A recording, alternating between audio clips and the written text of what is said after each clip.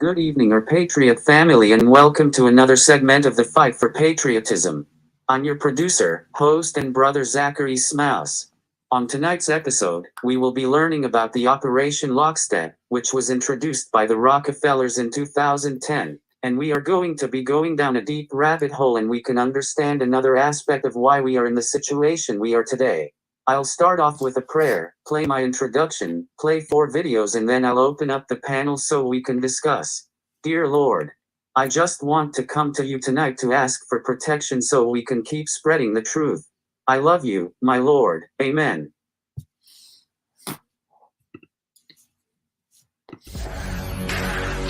We need you now.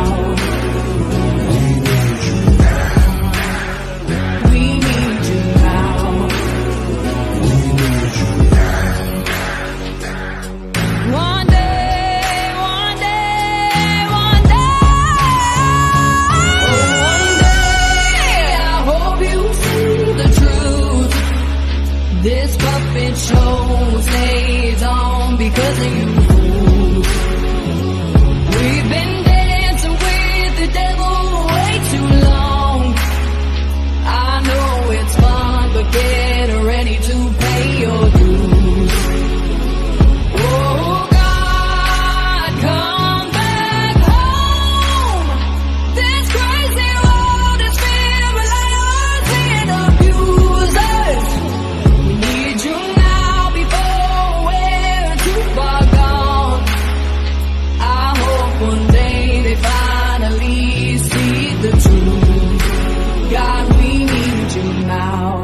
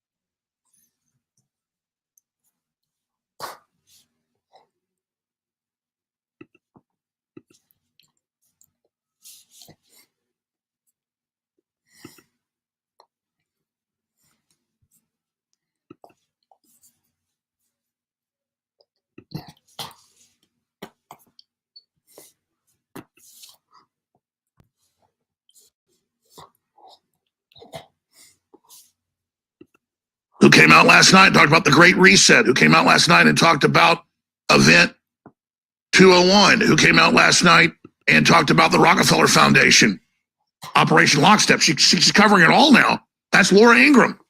And we covered Lockstep 11 years ago. I covered it. Paul Watson wrote about it for Infowars.com. It's not about getting credit, but we saw it. Our listeners pointed it out, and we covered it and said this is a globalist plan for a takeover because the Rockefellers and the Carnegie Endowment run the whole show. Even after the pandemic faded, this more authoritarian control and oversight of citizens and their activities stuck and even intensified. Citizens willingly gave up some of their sovereignty and their privacy to more paternalistic states in exchange for greater safety and stability. This heightened oversight took many forms: biometric IDs for all citizens, tighter regulations of industries whose stability was deemed vital to national interests. Override big tech censors. Click the link below and share this important report. Ladies and gentlemen, it's June 9th on this live original Wednesday transmission. I am your host, Alex Jones, very thankful for you all tuning in today.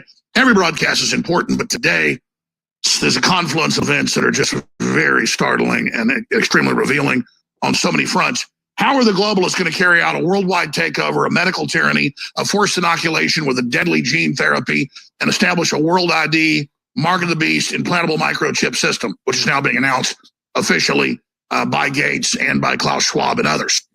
This first hour is something you got to tell everybody you know, tune in for, because we have exclusive video of what's coming in the very near future, what's already here in many areas.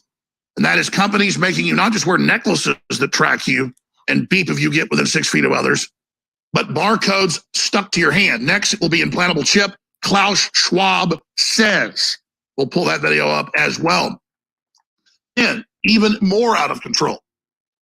The Nobel laureate for the discovery of HIV and the development of the first HIV vaccine has done another big interview and is warning Luc Montagnier that the PCR systems and all the rest of it are basically a fraud, that none of these things are going to protect you, that COVID-19 is basically an overblown hoax, but most importantly, that the mainline literature shows that if you create an autoimmune response to this common protein in the body, it's going to basically grow crystals in your brain, heart, and lungs and arteries similar to mad cow disease and kill you. And we're already seeing these neurological disorders. They're calling them new neurological disorders where people are basically having mad cow disease. They just accelerated Parkinson's, brain fog, and then brain death. He says it's a, quote, unacceptable mistake. And that's just mainline news saying that. So that's what he and Wolfgang Wodarg and all of them are actually saying. That's what the former head scientist at Pfizer, just retired a few years ago, on good terms, very respected, Dr. Yeadon, head scientist at Pfizer, over vaccines, chief scientist, period. But over the vaccine program, said millions are going to die from this. Oh, and this Nobel Prize winner says it's going to pass the prions on generationally. That's right. They're teaching our body to grow prions. They're turning us into factories of death that kill us and that will also be implanted into our children. Next level evil. This is truly unspeakable. That's right, folks. They released the virus on purpose. It was an inside job, and they hyped up the fear even above how deadly it was to bring in total control. And now it's being announced. You won't be able to go to a concert unless you've had these deadly injections. You won't be able to get on a plane unless you've had these deadly injections. Bloomberg, AP, Reuters, they're all announcing it. The Foo Fighters are announcing it. Shameful. I'd expect it from Bruce Springsteen, the globalist hemorrhoid of Barack Obama. But this is their big push, and it's all here. And the very people that cooked up the virus and released the virus are the ones that are taking over the world, saying they're doing it to cut human carbon footprints. That's what this is all about, ladies and gentlemen.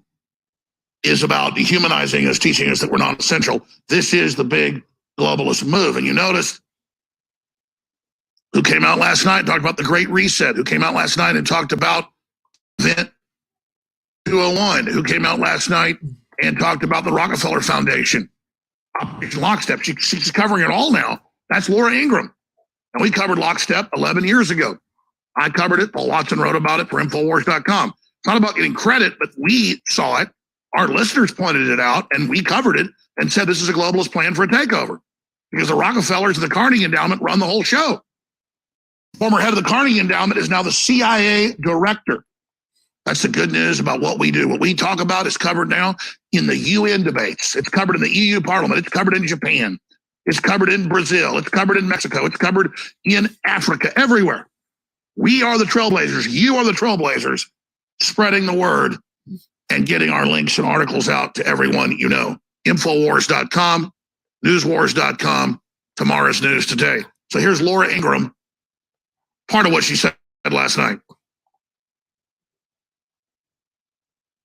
National leaders around the world imposed airtight rules and restrictions, from the mandatory wearing of face masks to body temp checks.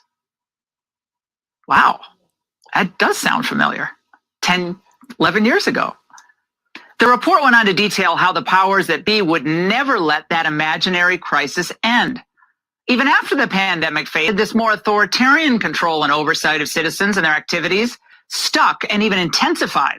Citizens willingly gave up some of their sovereignty and their privacy to more paternalistic states in exchange for greater safety and stability. This heightened oversight took many forms: biometric IDs for all citizens, tighter regulations of industries whose stability was deemed vital to national interests. Now, despite the Rockefeller report predating this show by many years, none of what was laid out in that report should surprise any Ingram Angle viewers. And then she went on into the permanent lockdown and how this is nothing but a giant power grab. Last hour, my friends, we played a new TV interview in France with the Nobel Prize winner for virology, recognized as the top living virologist in the world, Luc Montagnier, saying this is going to grow prions in your brain and give you Alzheimer's.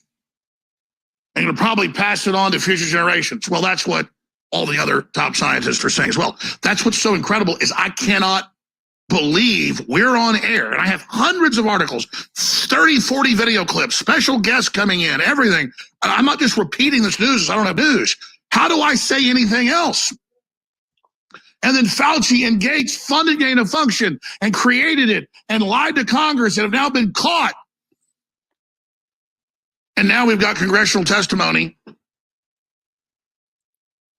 Fauci's director of the Wuhan lab gain of function operation, Dr. ʍ admits Chinese colleagues developing killer coronaviruses. So now first, oh, that's not going on. We're not involved. Now, okay, maybe some of it's involved. Okay, it happened, but we're not involved. I have him on video in 2019, right as they were releasing it, saying we've combined 5 viruses from the bats with the coronavirus, all of it, to create a vaccine so that all 5 of these new viruses can be protected with one shot. There's the motive. There's the takeover. Have the lockdown. Bring in the world ID. Bring in the medical tyranny. Get the control in place. And that's all in Operation Lockstep from 11 years ago, the Rockefeller Foundation. I mean, it's all here. And listen, why is Crimson Contagion so important? General Flynn looked at it. It's a war game from 2023, 2025, really set in 2023 back to 2020. And it's the same scripts and the same names and the same tweets they war gamed 2 years before COVID and then a year before COVID, right there in live time. So they had a blueprint of what to tweet and what to say when they actually did it. They did a rehearsal. Here's the analogy. It'd be like if neighbors out in the woods were cutting some firewood on the edge of their property and they saw a neighbor burying what looked like bodies in the backyard. They call the police get a warrant, they go out there, they dig up the bodies. But all they've got is the neighbor saying, I saw my neighbor Bob Johnson, or whatever his name is, burying the bodies. Turns out it's his wife and kids. This is a hypothetical story, but you see these stories all the time. Well, Bob won't admit to doing it, but the police find his diary in his handwriting, why he was thinking about killing him, and then why he did it. You would have the smoking gun. But it's bigger than that. These intelligence agencies are compartmentalized. They're not all involved in this. And the corporations are transferring power from the intelligence agencies to themselves, but they know they're still being watched and they know they may be caught. And so it's not just a manual on how to run the operation, like a playbook or a script for a movie or a play. It's not just a battle plan. It's also a cover story if they get caught. And look, I know I harp on this. I know the audience has heard me say this. If you've been listening for 20 years, you hear it every week.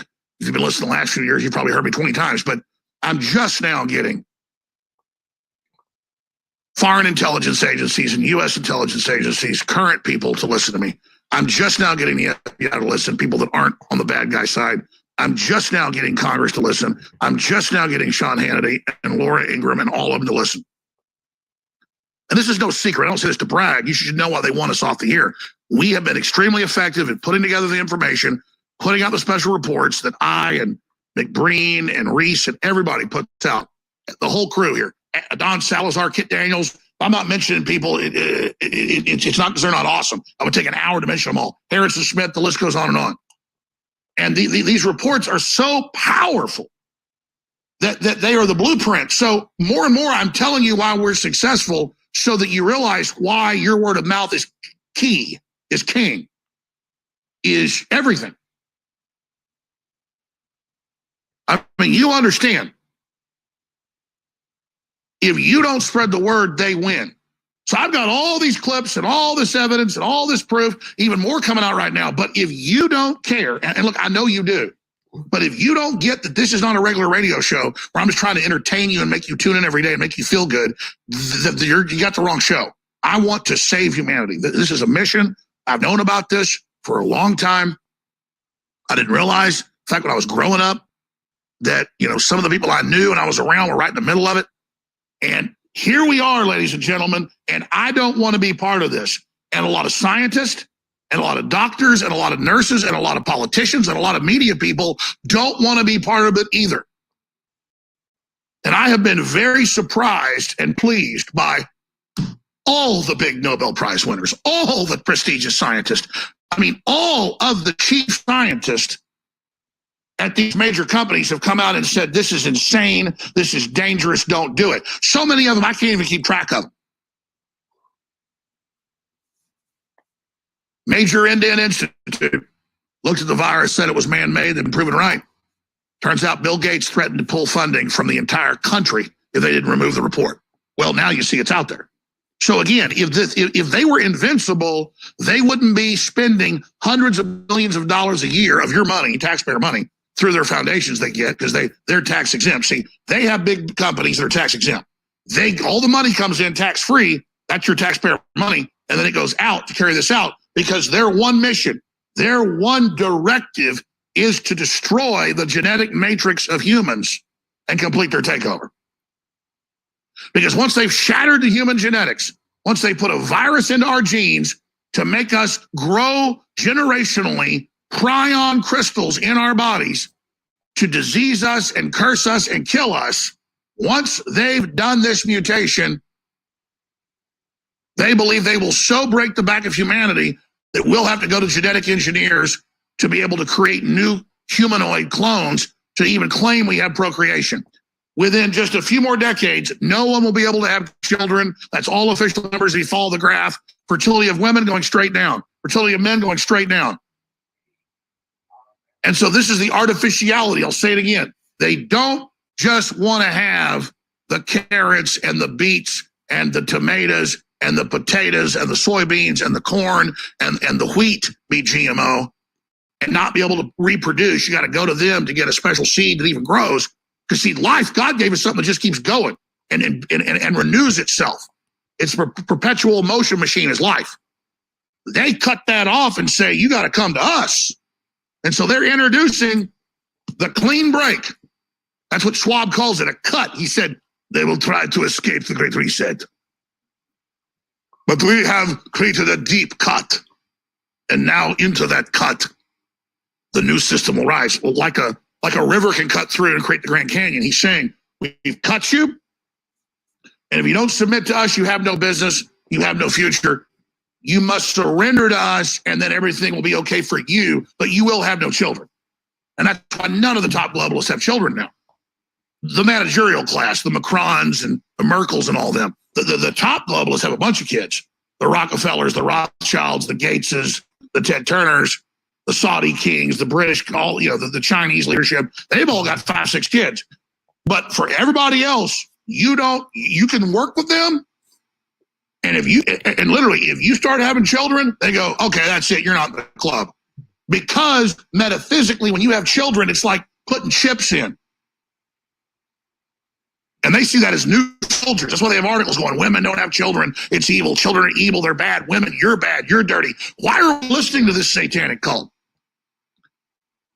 Well, here's the deal. I'm all in. See, I put chips on the table.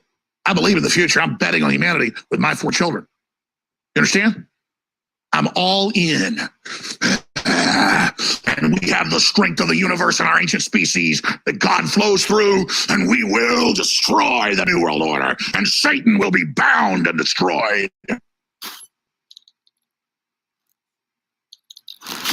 There are now over 100 peer-reviewed studies in just the last year documenting that surgical masks do nothing to stop the transmission and spread of viruses. It's a hoax.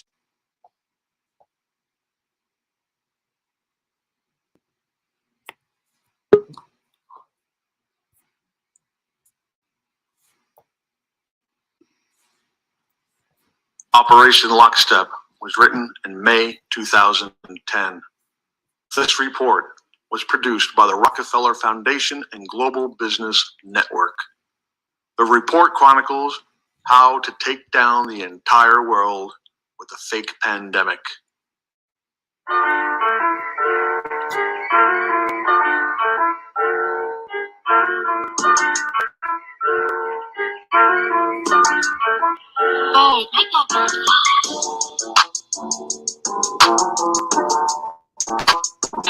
Trump continuing to boast about COVID-19 testing in his country, but only 1.3% of the U.S. population has been tested. Now the Rockefeller Foundation is releasing an ambitious new plan to test 30 million people a week at an estimated cost of $100 billion. The plan also calls for up to 300,000 paid testers and contact tracers, and a common digital platform to track cases and resources. Joining me now are Rajiv Shah, President and CEO of the Rockefeller Foundation and former USAID administrator, and Dr. Kavita Patel, MSNBC medical contributor, former White House Health Policy Director. Welcome both. Raj, it's great to see you. Tell me about the plan. How is this going to be paid for? How do you see launching? Operation Lockstep from the Rockefeller Playbook. First phase, common cold flu, mild symptoms at most. Media endorsement of the mass paranoia and fear. Flawed testing system utilized, which picks up any genetic material in the body and triggers a positive result. Inflation of COVID case numbers. Through changing of death certificates, double counting, and classifying all deaths, including other diseases and natural causes, as COVID-19. Lockdown will condition us to live life under draconian laws and prevent protests and provide public assistance. That's phase one. We're in like the first quarter of phase two, 3 phases.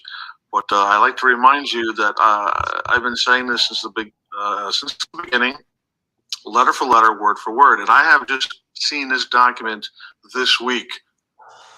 Well, that's 100% proof that everything I've been saying has been correct, letter for letter, word for word. It's also proof that God is awakening as a people, because everything I've said, letter for letter, word for word, is in this document. Okay? So let's go over this. The common cold flu, mild symptoms at most, as we were saying. Media endorsement of mass paranoia and fear. Fear. Flawed testing system utilized, which picks up any genetic material in the body and triggers a positive result. That means the genetic material in any normal, healthy human being will test positive for COVID-19. That right there proves 100% there is no pandemic, there is no virus. All right, they're admitting they released the common cold flu, probably through the vaccinations they give out yearly for the common flu. And somebody sneezes on you and you catch that. That's to trick everybody to thinking they've been sick and they've had COVID-19, which they did not. All right. Plus, there's a 99.9% recovery rate, so no one's dying. And all the deaths that they've concocted have been double counting and classifying all deaths, including other diseases and natural causes, as COVID-19. All right, let's go to phase two. All right, second phase. The first phase will lead to compromised and frail immune systems through lack of food, social distancing, wearing of masks, and a lack of contact with sunlight and healthy bacteria. Exposure to 5G radiation will further attack the immune system. Thus, when people re-emerge into society, more people will fall ill. This will be blamed on COVID-19. This will occur before the vaccination is ready to justify it. A longer and more potent lockdown will follow until everyone takes the vaccine. Okay? Third phase, if majority of people resist the vaccine, a weaponized SARS, HIV, MERS virus will be released. A lot of people will die from this. It will be survival of the fittest. It will also be the ultimate push for everyone to be vaccinated in order to return to normality. Those who have taken the vaccine will be at war with those who have not. There will be anarchy from all sides. So there you have it. That's what we have to look forward to. So we're in phase 2. Okay. That's when the exposure to 5G and radiation will further attack the immune system. So you got people saying there's no virus, and they're fighting the people saying that there is a virus because those people are watching the news on TV and they don't understand that they put into law that they can sell you propaganda legally. Okay? They're being lied to. So it's all written in 3 phases. I mean, there's more to the Operation Lockstep. There's tons of information on it, but this is short and sweet. Okay, this was written in 2010. Problem is, it's hard to find the 3 phases. But letter for letter, word for word, we've been saying this.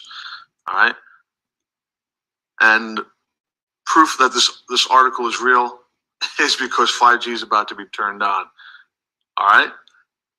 Let's read that again. Second phase. The first phase will lead to the compromise and frail immune system through lack of food, social distancing, and wearing of masks, the lack of contact with sunlight and healthy bacteria. Exposure to 5G radiation will further attack the immune system. Thus, when people reemerge into society, more people will fall ill. This will be blamed on COVID-19. This will all occur before the vaccination is ready to justify it. A longer and more potent lockdown will follow until everyone takes the vaccine. Phase 3. If majority of people resist the vaccine, a weaponized SARS HIV MERS virus will be released. A lot of people will die from this. It will be survival of the fittest. It will also be the ultimate push for everyone to be vaccinated in order to return to normality. No one's returning to normality. Those who have taken the vaccine will be pitted at war with those who have not. It will be anarchy from all sides. So it's divide and conquer. Okay, I was just in a store trying to FedEx something at Walgreens, and the girl stacking boxes, she had the mask down underneath her nose. I walked in with no mask. I asked her something. She says, the envelopes are down the aisle. She didn't say nothing to me. I go back. I was going to put my envelope to the FedEx department. And here comes the manager with this little Jesse James scarf. He actually had a handkerchief, full blue handkerchief, with just like someone who was robbing a stagecoach. And he tells me, "Do you have a mask, sir?" I said, "Yeah, but I'm not going to use it." He goes, "Well, you have to use the mask." I said, "Well, there is no virus." And I continued to tell him, the information that I know, that we all know so well. But he interrupted me and said, "I don't believe in any of that crap." And I told him, "You will," But it got a little heated. I don't remember word for word what happened. But it ended up him telling me that if I don't leave, that he was going to call the police. So, I was, pretty loud in the store, and I was telling the usual information that I usually do as sharing exactly what was going on. You can imagine what I was saying. Screaming out the door as I walk out, and now these other people heard me in the store, and they're walking out, and they gave me the finger, and they said, "F you, F you." I said, "What are you talking? F you for what?" I said, "Have you looked into this at all?" And they just gave me it for F you. In other words, they don't want to look into it. And these people are all getting their information and their news from the news on TV. They have no clue that there is no country, there is no government. The red, white, and blue are their colors. They use your patriotism against you. Anyone who's a patriot, I mean, come on, the red, white, and blue. Why are most countries' flags red, white, and blue? Because that's their colors. They use their colors on their flag, and they have you put your hand on your heart to their country, not yours. We're at World War III with a single entity that controls all countries. Okay? They're going to give us a vaccine that they use to conquer all the countries into a single new world order to make us complicit and comply. All right? But there's going to be a little added extra stuff in the little stew in their vaccination. It's going to be the microchip, so they can upgrade you via Wi-Fi. And it's all out in the open. They said, look, we have to change your DNA because as the virus mutates, We need to change your DNA, and the only way to do that is through a microchip, so we can upgrade you via Wi-Fi. All out on mainstream media, all out in the news. All right. This video is concrete evidence, 100% proof that there is no pandemic, there is no COVID-19 virus. As stated in the first phase, it read, any genetic material tested from any human being will test positive. That means any genetic material is already labeled as COVID-19. So whatever genetic material you have as a human being, that is COVID-19 to them, which is not a virus, and no one's dying from it. But in the middle of phase 2, you're going to see the exposure to 5G will further attack the immune system. Thus, when people reemerge into society, more people will fall ill. This will be blamed on COVID-19. Okay? This will make everybody who's trying to tell the truth look like a liar. Saying, look, you see, you guys are assholes. There is a virus. People are dying. They have to put people dropping dead in the streets in order to instill the most fear possible, so everyone screams and begs for this vaccination. The vaccination, if you survive it, because the vaccination is meant to kill, slow kill millions, probably billions of people, and anyone surviving from that will be an automaton, a zombie, and only do their will. That's what's in the vaccination. Has absolutely nothing, and I mean nothing, to do with any kind of virus or any kind of health care for you. And folks, let's just be real about the real facts and statistics. Out of a 7.8 billion population, they say they got 12.9 million cases, deaths 569, half a billion. That is a survival rate of 99.99%. And here in the United States, survival rate 99.96%. Wake up. You know, they took their experience and actually prepared, and so they moved a lot faster. So we, you know, we'll have to prepare for the next one. That, you know, I'd say is will get attention this time. Normalcy only returns when we've largely vaccinated the entire global population. Normalcy only returns when we've largely vaccinated the entire global population. The entire global population. The entire global population. The entire global population.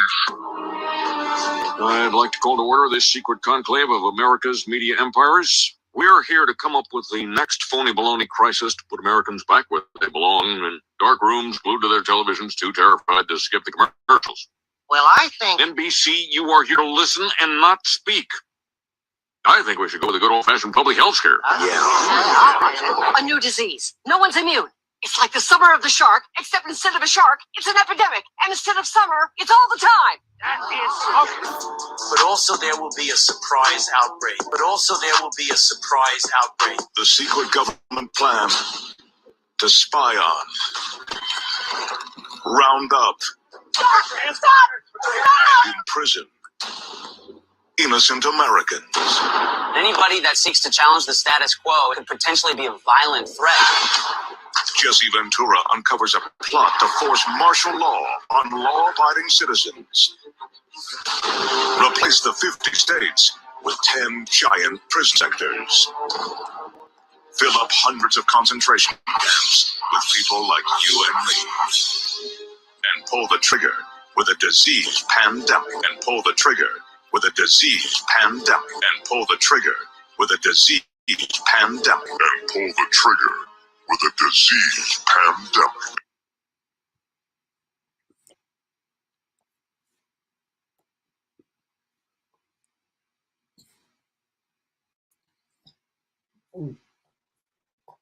All right, folks, welcome back to Nino's Corner.tv. I think this is going to make FluffTube. I prepped Clay on what words he can say, what words he cannot. He knows the routine. Clay, thanks for joining me once again, man. Brother, I really appreciate you allowing me to be here. And I want all the listeners today to take some notes and assume that what I'm saying is, in fact, crazy. And what questions that I'm asking are not sensical. Just assume, everybody out there, assume I have zero credibility, and I want you to really do the research, okay? So right now, we're all living through this thing called the Great Reset. The Great Reset. The book is written by Klaus Schwab. This shouldn't get you banned because it's an actual book written by Klaus Schwab, and if you want to see the entirety of it,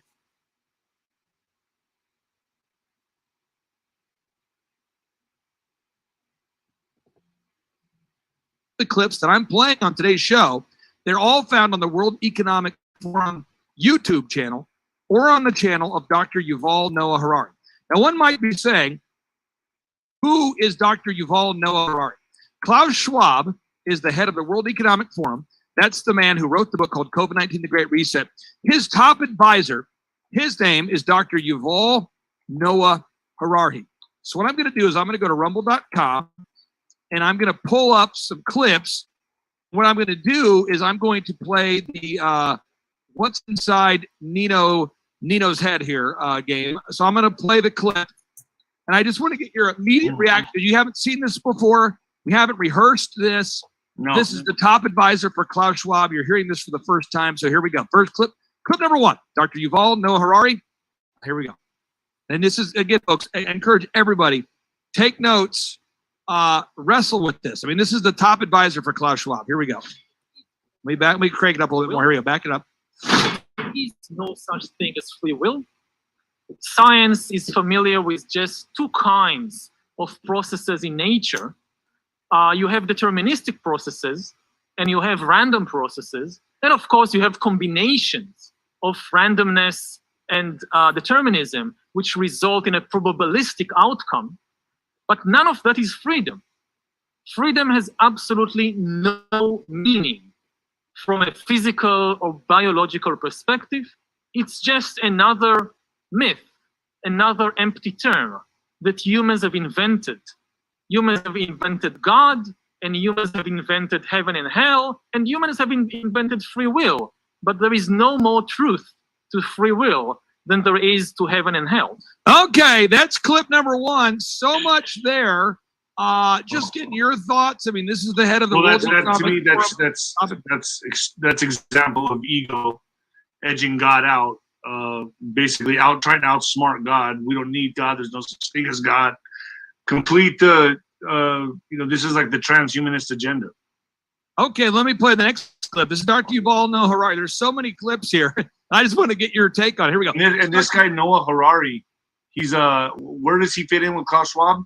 He is his top advisor. He's currently listed as the top advisor for Klaus Schwab. He speaks at the World Economic Forum often. I'll play some clips from that as well. But I've just been doing this entire weekend in preparation for this interview and others, is I have been suffering through hour and 2 hour long presentations from this guy so that I can play it for your listeners today. So here we go. Here's another clip.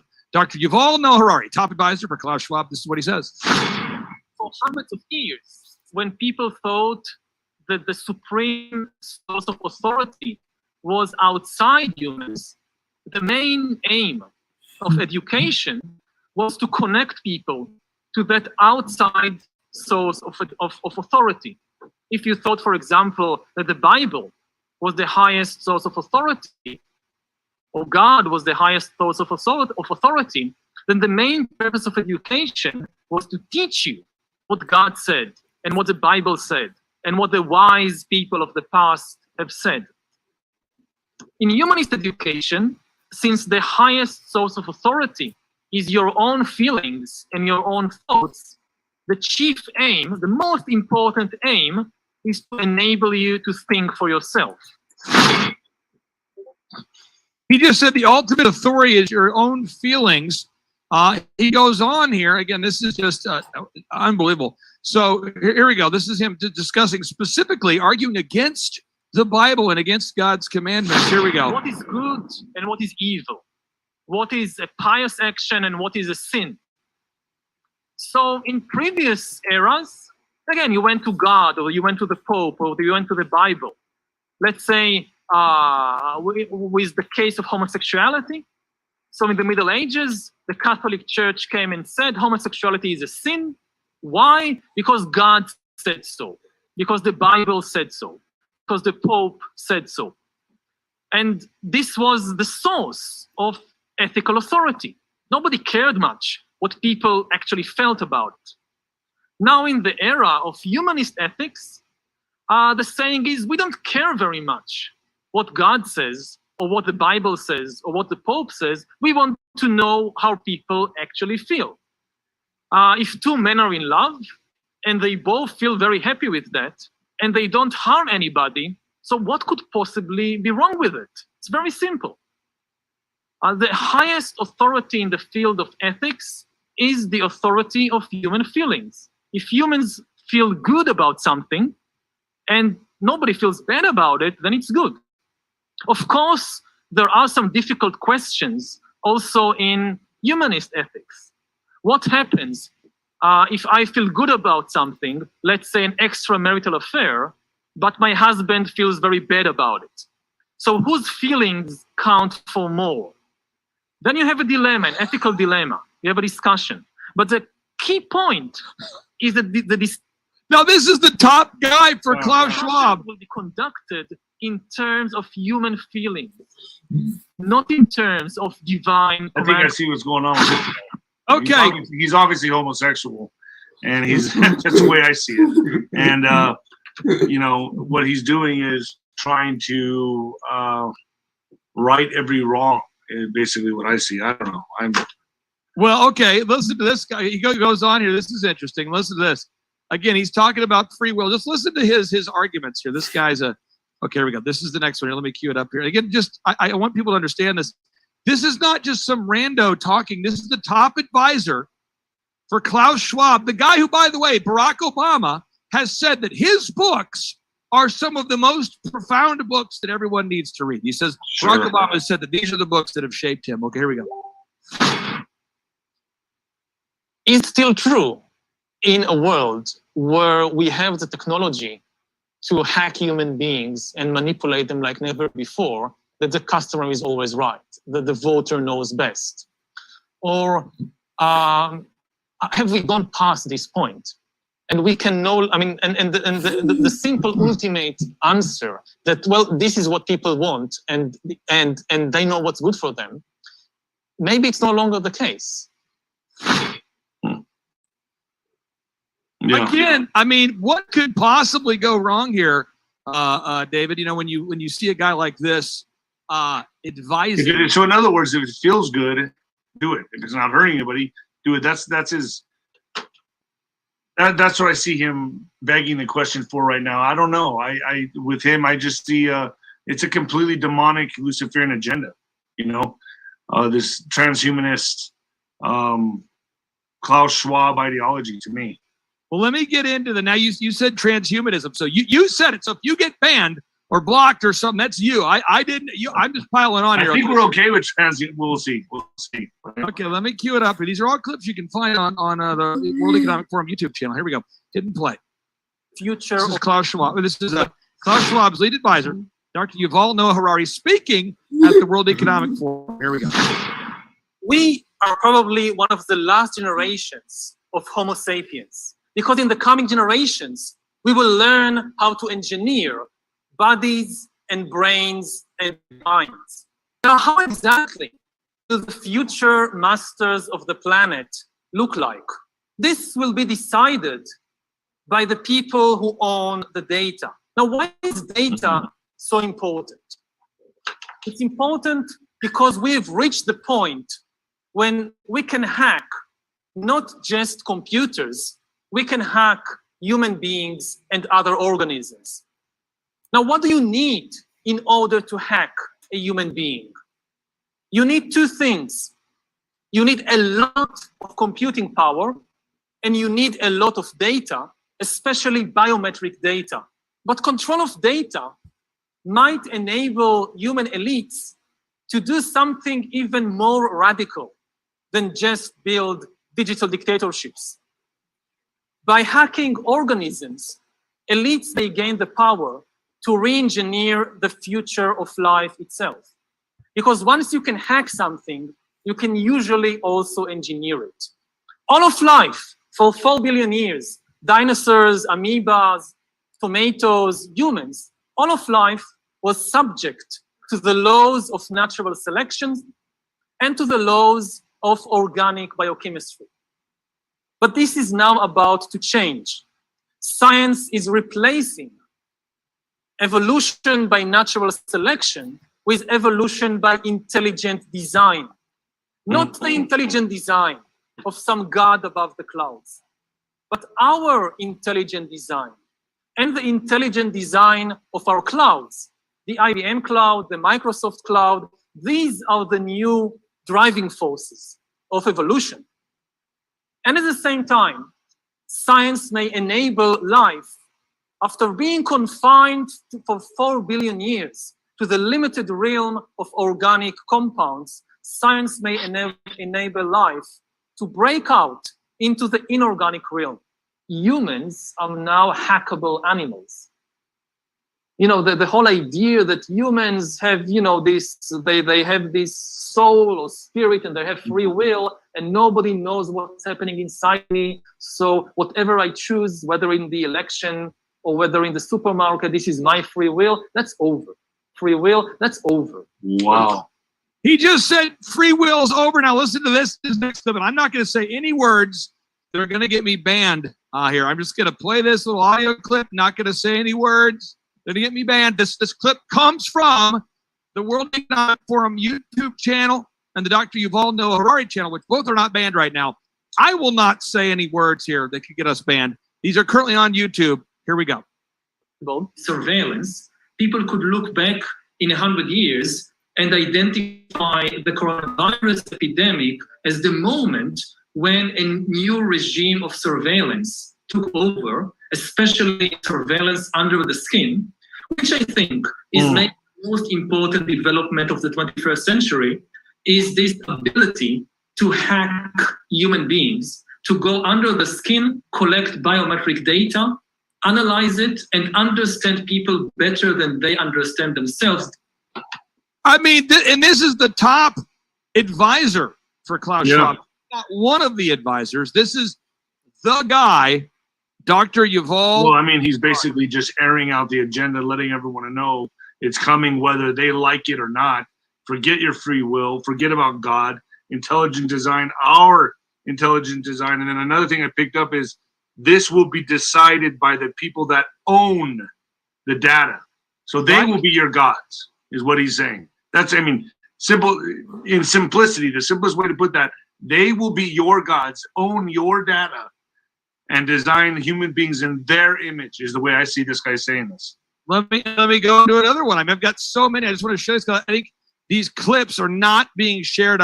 Our good friend JP Sears did a comedy routine using some of the clips that we gave him at the Reawaken America tour, and it was great to see it reach millions of people. If you go to the Awaken with JP YouTube channel, Awaken with JP, many of your listeners can see JP really having fun mocking the just mocking the absolute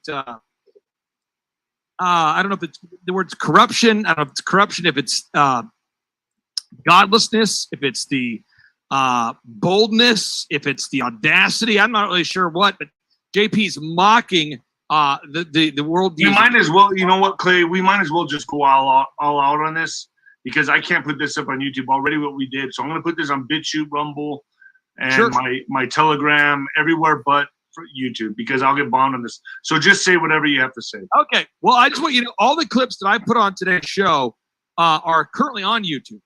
It's right there for everyone to see. It's just I can't risk it. I mean, I'm telling you, I'm treading lightly, but I'm still going to put this everywhere. No problem. No problem. Let me hit play here. Watch this here. Here we go.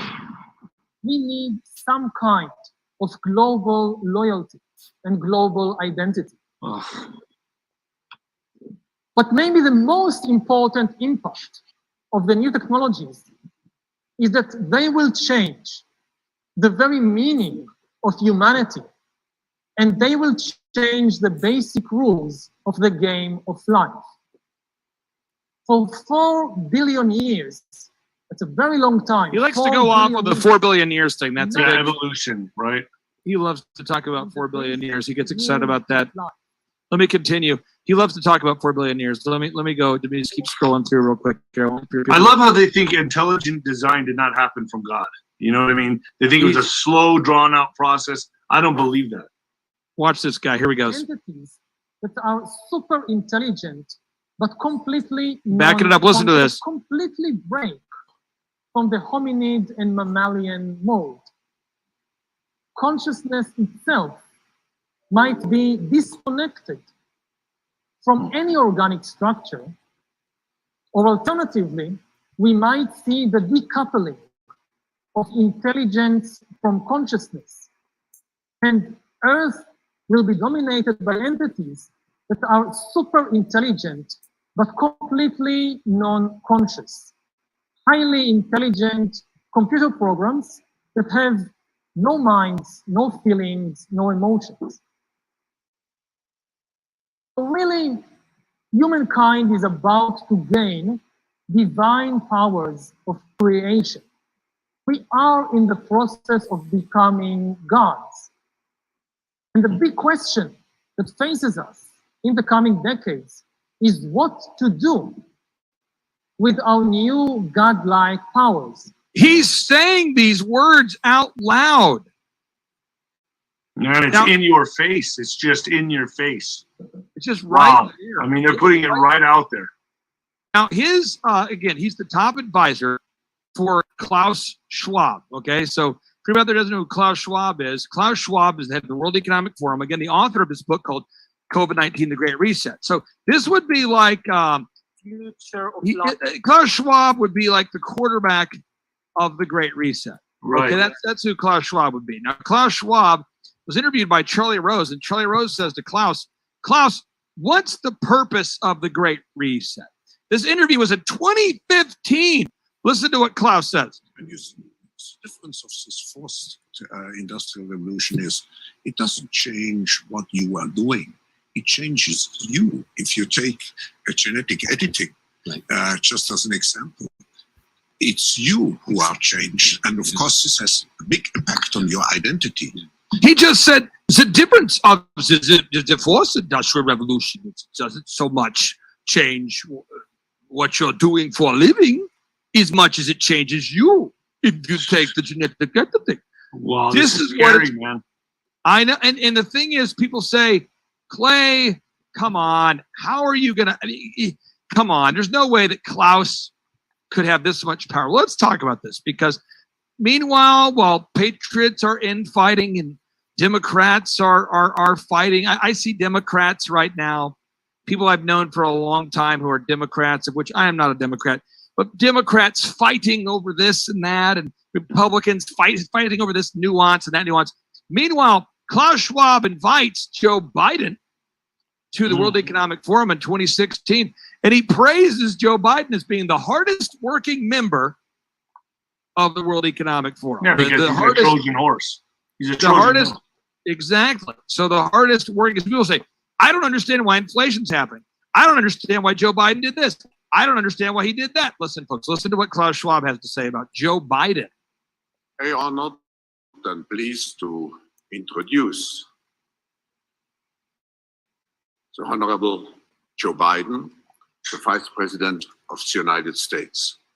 I'm so pleased to see you back here in Davos, because I remember before you assumed your position as Vice President of the United States, you came here as a senator, you came here as the chairman of the Foreign Relations Committee of the Senate.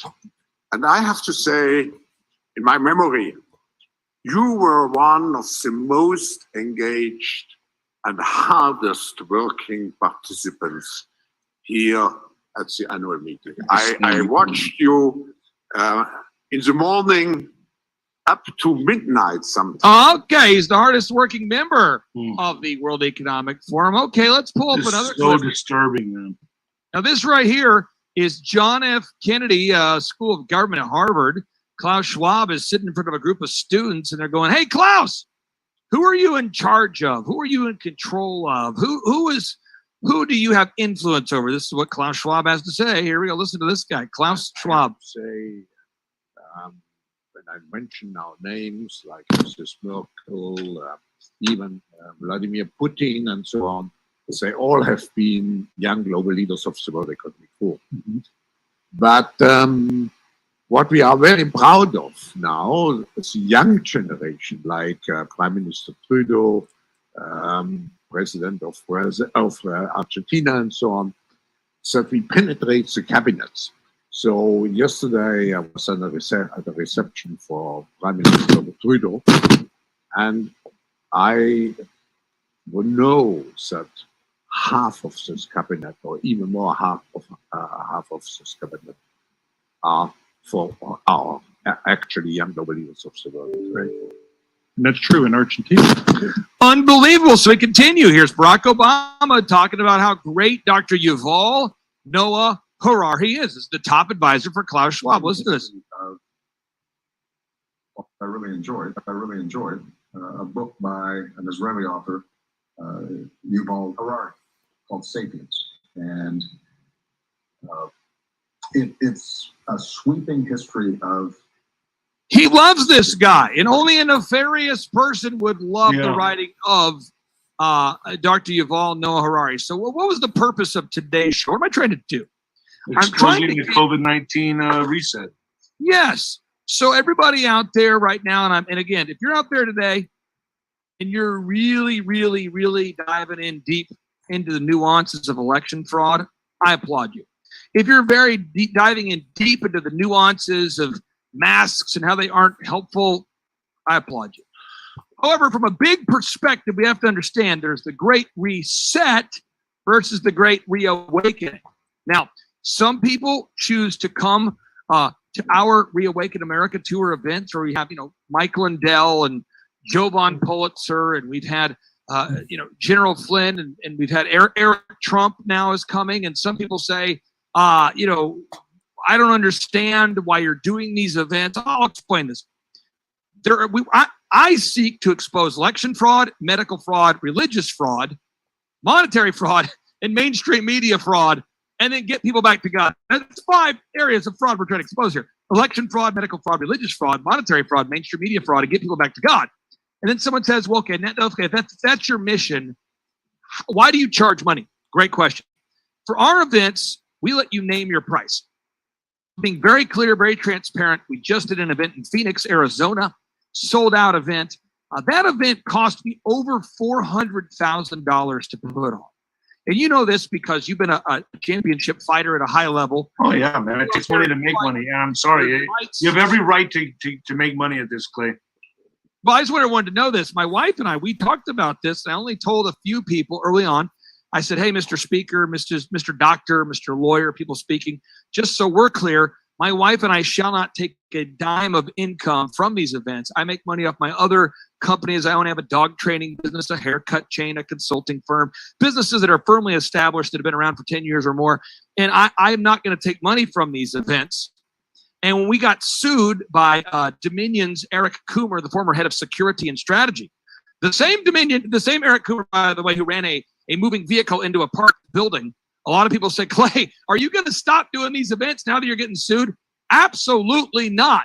Because if it weren't for shows like yours, and if it weren't for events like ours, I don't know that anybody would know what's going on. Yeah. So I'm going to give your listeners a powerful tool today that's going to really wake people up so they can continue the conversation here again at timetofreeamerica.com/revelation.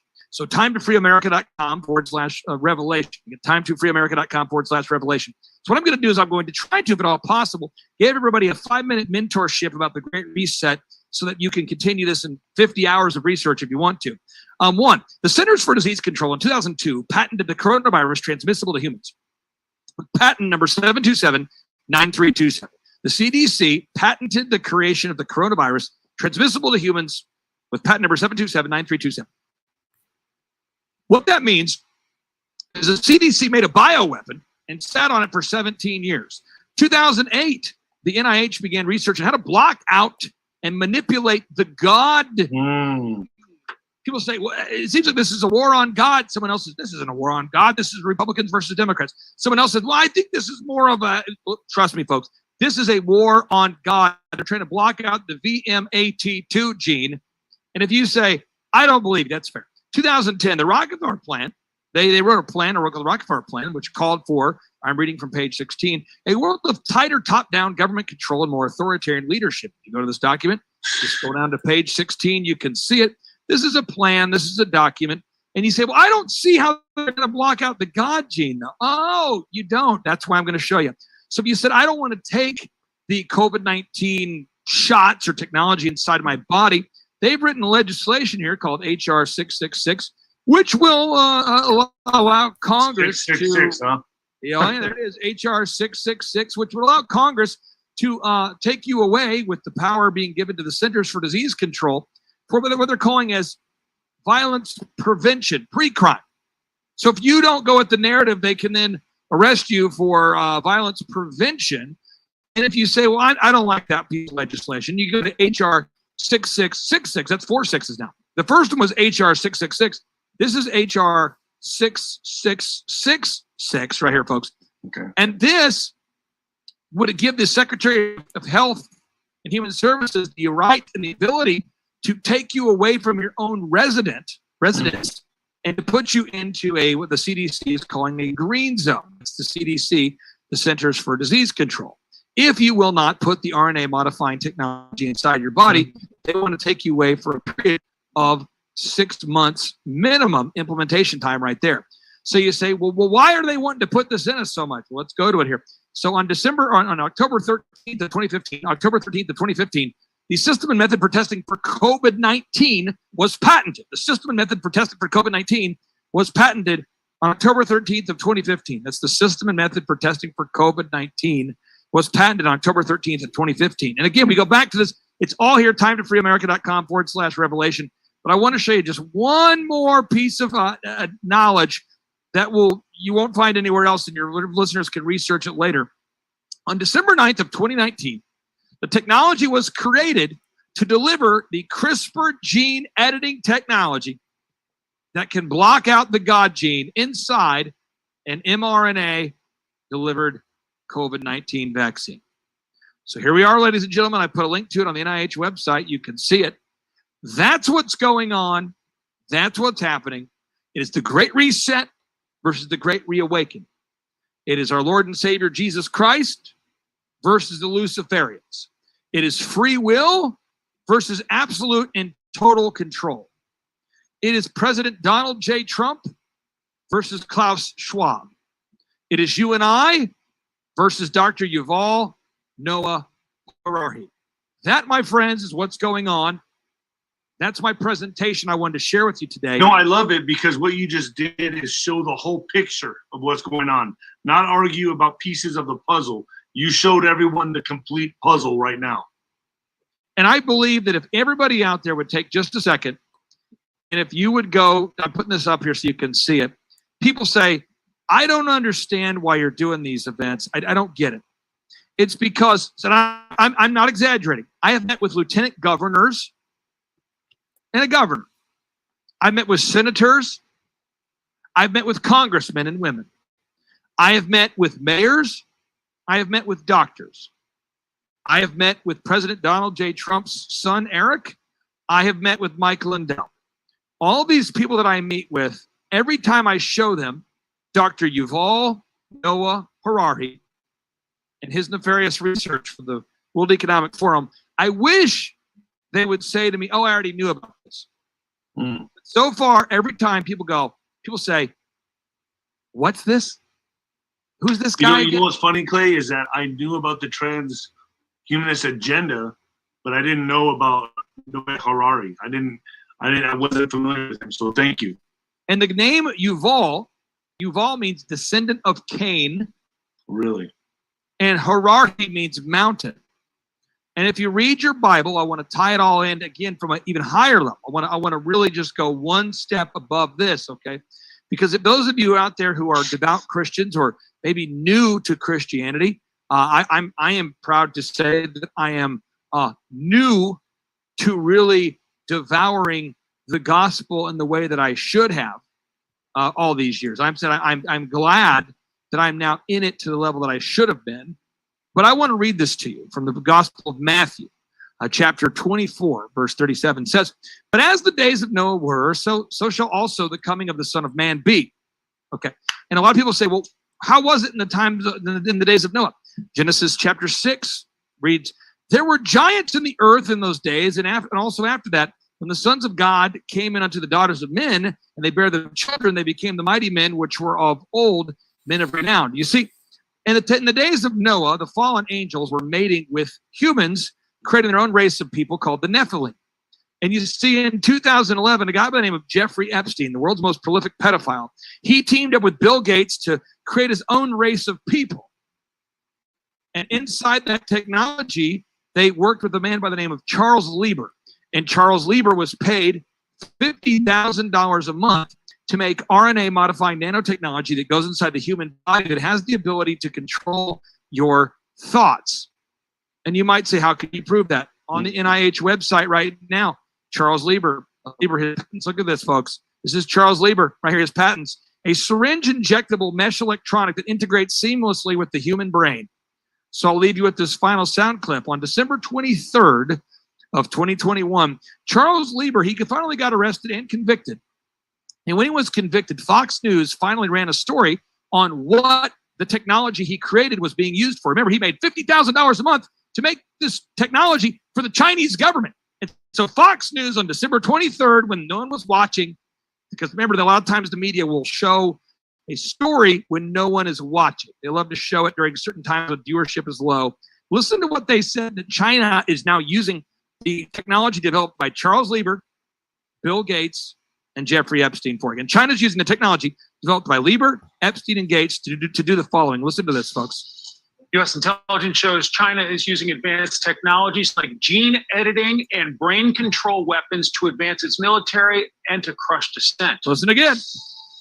U.S. intelligence shows China is using advanced technologies like gene editing and brain control weapons to advance its military and to crush dissent. And all of this connects to 5G. That's why the technology developed by Charles Lieber, if you read the patent in 2015, he created technology right here, folks, that it's a system of injectable nanotechnology that goes in via a syringe.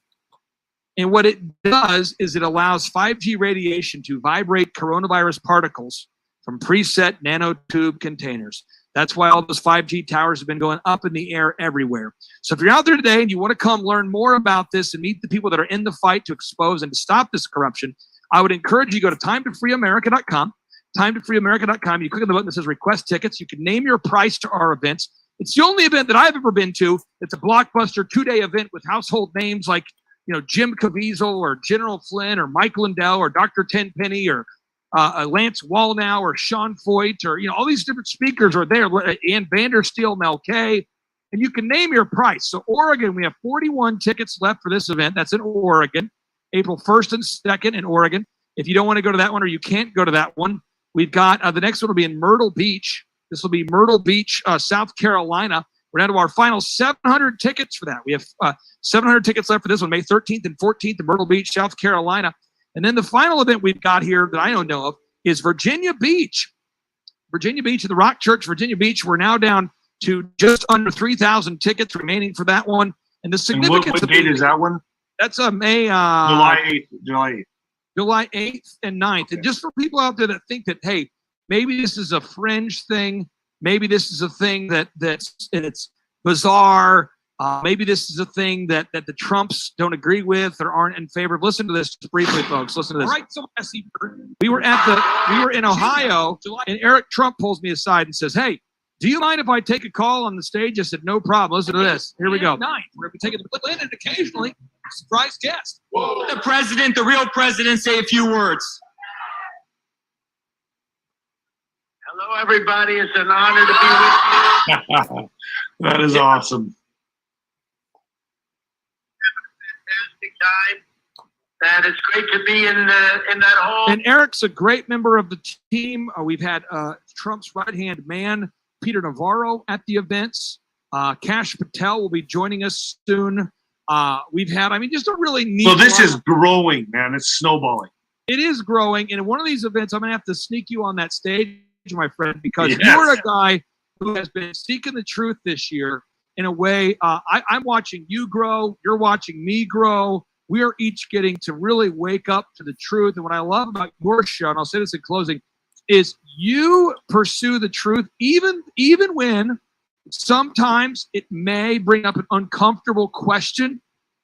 And I also would say you do it without apology. You pursue the truth, but you also provide, in my opinion, the gift of grace, because as you've discovered things about yourself, you've been very self-deprecating, talking about the things you're learning, as I hope that I am as well. And I think this is a great thing as we're getting closer to God and discovering the truth. It's awesome to meet guys like you through this process. And I wish we didn't have to go through all this to see it happening.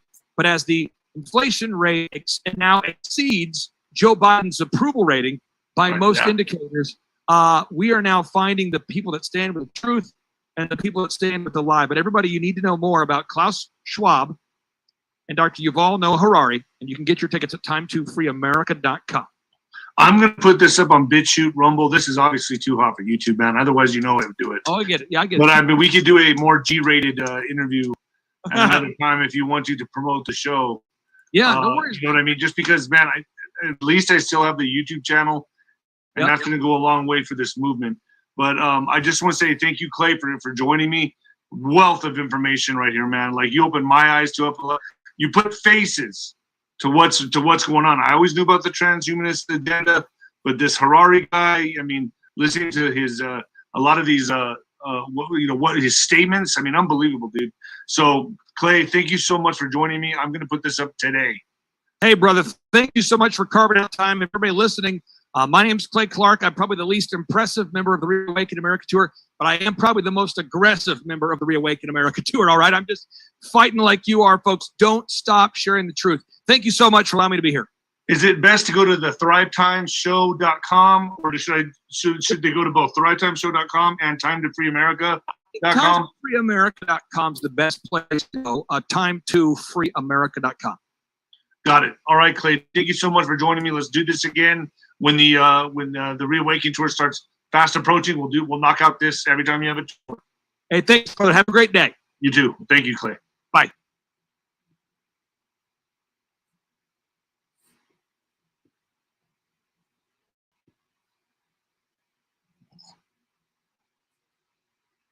Finished bringeth forth death.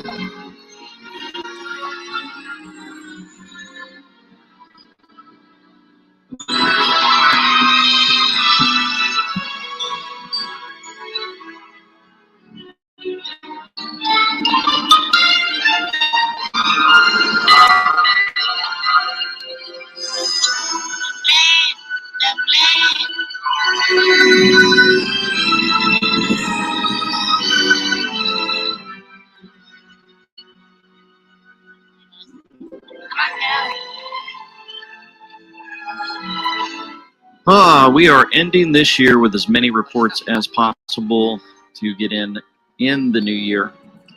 So I'm showing my favorite intros of 2021. This Fantasy Island was one of our family favorites. The plane. Lord knows we need a laugh at times like this, and there will be more as we look into this report today. I'm going to throw out some memes for you for Biden, his dog skills, the Dems falling apart, Rob Schneider dig. Oh yeah, Aaron Rodgers dig, and we land with a touching Chevy commercial that really hit home for me. So violent crimes are leaving towns across the U.S. on edge.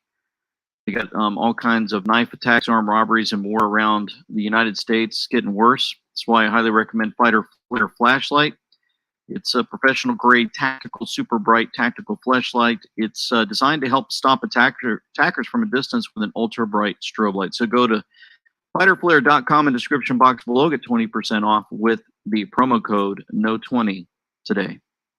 No, I do think it's coming. I mean, think about it. The Democrats are 0 for 6. They've been wrong on Afghanistan, the border, crime, energy, and inflation, and now COVID. And they can't get anything right. So I do think the majority is coming. To the question that Dr. Sapphire raised about natural immunity, why is it, Pete, that there are 33,000 people who work at CDC and NIH with an annual budget of $56 billion, but we have no study on natural immunity? Why is that? True. Maybe it's because they don't want us to know the answer, or maybe they know the answer and aren't going to tell us, which is worse yet. So this is ridiculous. Think how crazy the policy is with these guys. An illegal immigrant could come into this country untested, unvaccinated, and Democrats now want them to vote. But an American citizen, if you don't get vaxxed, you can't go buy a Big Mac or get on a plane. This is crazy, and the American people have had it. They're going to stand up and speak out loudly and clearly, just like they did in Virginia 2 months ago, just like they did in Kenosha, Wisconsin with those 12 jurors. They're going to do it again in November. You can feel it coming. You can feel it coming. So the full clip of this, it's about 5 minutes long. I just wanted to focus on Jim Jordan. And there's something I noticed about this. Number one, of course, he's talking about the election next year. We want all of it fixed from 2020, obviously, but something big's coming down the pipe, and I think the enemy's feeling it. But one of the things I noticed was Jim Jordan. This guy doesn't seem to get much rest. And I looked at his eyes. Let me zoom in here for all of you guys to look at. You see his eyes? That's a man right there that probably hardly gets much rest at all. He's probably working tirelessly. He's in the swamp. And I know sometimes when we talk about politicians, even the greatest speakers are sometimes the most deceptive, right? But Jim Jordan's been through a lot. It seems like his message is always on point. And it seems like sometimes I feel like he's just alone. I'm sure they attack him pretty much. I'm sure they've got some goods on him and others. But I really like Jim Jordan. And so what is he talking about? Well, Democrats are in trouble on their voting side, big time. Liberty Overwatch even put out the Democrats' Hispanic voter problem. It's not as bad as you think. It's worse, and that's an article by ―. Democrats like to believe that since a relatively conservative white population is in sharp decline while a presumably liberal non-white population keeps growing, the course of social and demographic change should deliver an ever-giving or ever-growing democratic coalition. It is simply a matter of getting this burgeoning non-white population to the polls. However, as the census documents, the biggest single driver of the increased non-white population is the growth of the Hispanic population, turning to the nature and its size of recent Hispanic shifts against the Democrats. It's not as bad as you'd think. It's worse. And he's got a list, a number I'm going to read to you in a second. You look over to the right. Tom Cotton, War on Crime must begin with removing every last Soros district attorney. Every last Soros district attorney must be removed. Yeah. So we see that stuff in the headlines, and you've got this guy on the right who seems to run everything, yet he's got folks above him. They think that they're going to change the tide of this entire nation towards what they want.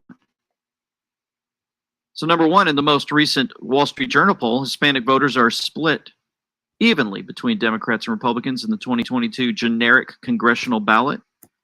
And in the 2024 hypothetical rematch between Trump and Biden, these voters favored Biden by only a single point. This is among a voter group that favored Biden over Trump in 2020 by 26 points, according to Catalyst. Number two, in the same poll, Biden's net approval rating among Hispanics was 42% approval, 54% disapproval. Hispanics in the poll favor Republicans in Congress over Democrats on containing inflation and securing the border. They are strongly negative on the economy, with 63% who believe it is headed in the wrong direction. Number three, a recent 538 analysis of aggregated poll data shows that while Biden has lost support among all racial groups in the last 9 months, the decline has been sharpest among Hispanics. You don't say. So we'll show a little clip here where there might be a panicking on the D side, just a little bit. Congressman, is it still DEFCON 2 for Democrats right now? Yeah, I think it is. We're headed into really turbulent waters, I think, in 2022. It doesn't necessarily mean, the end of the world, but we've got to take that very seriously. And I think Virginia was the canary in the coal mine in terms of that kind of swing, which obviously, if replicated in next November, would be catastrophic. Would be catastrophic if the same thing happens in Virginia. But we know Virginia, when the election was over, we were given information on the guy who seemed to be with the World Economic Forum in his past, and we started going, wait a minute, are they fooling us and throwing in Republicans, supposedly, that are not who they say they are? We'll see. As Lynn Wood would say, time will tell. And so sometimes these guys get on here and they talk and say, yeah, it's really bad for Democrats. Anything happens in Virginia like that, it's going to be bad. So they say that in one end of the stick, but on the other end, they're going, yeah, we're just going to continue to make it look like we're falling apart, but we're going to keep throwing in folks on the Republican side that hold to demonic activity. So, when I watch these guys, I wonder sometimes what they're up to, why they would release something like that, especially on NBC, MSDNC. Anyway, number 4, in Texas, perhaps the Democrats' most prized target, a September Dallas Morning News poll had Biden's approval rating among Texas Hispanics at an anemic 35% versus 54% disapproval. 19 points underwater, folks. Number 5, in the hotly contested 2021 Virginia gubernatorial election, according to an AP VoteCast survey, Democrat Terry McAuliffe actually lost the Latino vote and also lost ground among Black and other race, chiefly Asian voters. Number 6, after 4 years of Trump, Hispanics gave him substantially more support than they did in 2016. In 2020, Latinos had an amazingly large 16-point margin shift toward Trump. You don't say. Number 7, Hispanic shifts towards Trump were not confined to Florida, 28 points, and Texas, 18 points, but also included states like Wisconsin, 20 points, Nevada, 18 points, Pennsylvania, 12 points, Arizona, 10 points, and Georgia, 8 points. Yet, somehow he lost those states. Huh. Anyway, Pew validated voter data indicate particularly poor performance for Biden among working-class Hispanics, with these voters giving Trump a remarkable 41% of their vote in 2020. Pretty cool. Well, are folks waking up and realizing what's going on? I think this guy watches some of the truther shows because he seems to be right on point when he's questioned on the streets. Biden's had a year in office so far. What are your thoughts? My thoughts on Joe Biden? Got to be the absolute worst president I've ever seen run a country in my life. Most anti-God president, anti-moral president. And if you want to see somebody destroy a country, he's pushing every button to destroy a country. In record speed, in 1 year. In 1 year, I've never seen anything like it. And I don't know why he's not being impeached or stopped a long time ago. And how is somebody allowed to go on so long and not be called out on this is beyond me. Yeah, I'm right there with you. Now, are you hoping Trump comes back in 2024 to run again, or do you think we need a fresh start? No, I think Trump would be good, but I think that he wouldn't, they won't stop at him. I'd love to see Trump back in office. But DeSantis, if he took his place, I think if they ran together, even in different avenues, I think it would be awesome because it's really hard to find anything dirt on DeSantis. Mind you, they didn't find much on Trump, but they made stuff up. Of course. Yeah. And a lot of leftists believe it. Yes. I've never seen so many lies and so many things called out, but the media is under, Democratic, yeah, they're with the Democrats. Yep. So the media is just really evil. I've never seen anything like it. Yep. 30 years ago, you'd never see this a lot on TV. It probably was happening. We just didn't know about it. Oh, absolutely. I think, when Trump said, even I didn't know the swamp was this deep. Yeah. I think he was even shocked to see how bad it really was. That's because right. Even a lot of Republicans are in bed with the Democrats and they're all voting for their own benefits, and it's sick.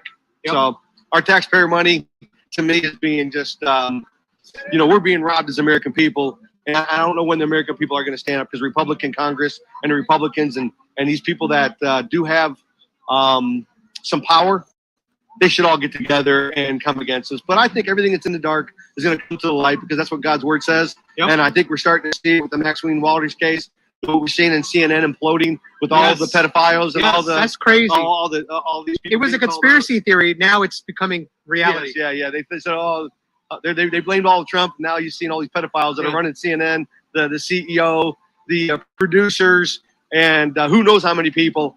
And I really do believe that, Obama and Clinton are just the puppets of the deep evilness that's in this country, which is big pharma. And, we see Apple and we see all these big corporations. They're the ones that are really running the country. Yep. Yeah, they're evil. Well, thank you for having the courage to speak on my channel. I appreciate it. You got it. Good to see you. Thank you, brother. That was not only courage, that was well done. This guy should start his own podcast and start sharing his thoughts. That is pretty amazing. He even brought up what it seemed like a Bible verse that we used at the end of our show.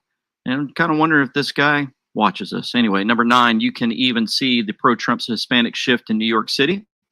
An excellent analysis by Matthew Thomas shows precincts where at least 50% of residents are Hispanic swung toward Trump by 18 points, with a quarter of voters now backing him for re-election. Number 10, it is hard to avoid the conclusion that Democrats have seriously erred by lumping Hispanics in with people of color and assuming they embrace the activism around racial issues that dominated so much of the political scene in 2020, particularly in the summer. This is a flawed assumption. The reality of the Hispanic population is that they are, broadly speaking, an overwhelming working class, economically progressive, socially moderate constituency that cares above all above jobs, the economy, and healthcare. Captain Seth Cashel adds, Hispanic approval like that in real elections flips Nevada and Colorado, locks in Texas, North Carolina, Florida, Arizona, Georgia, and puts California, Virginia, and New Mexico on the decades-long roadmap being competitive. Now put it all together, you can see why the Democrats are trying to enshrine mail-in ballots everywhere. This is party in free fall since 2010. They love the mail-in ballots, don't they, folks? They have got to continue to push for everyone to believe that there's some crazy stuff going out there with your health to keep you at home so that you don't vote. You don't stand in line. You wait, you get a mail-in ballot, and you send it in because they've got you scared. And that kind of reminds me of this clip. I'll go ahead and play now before we go any further. Were y'all really told that you can't vote in person, but now y'all are standing in line getting tested? I just want to make sure that I have this down. Is that what happened? You.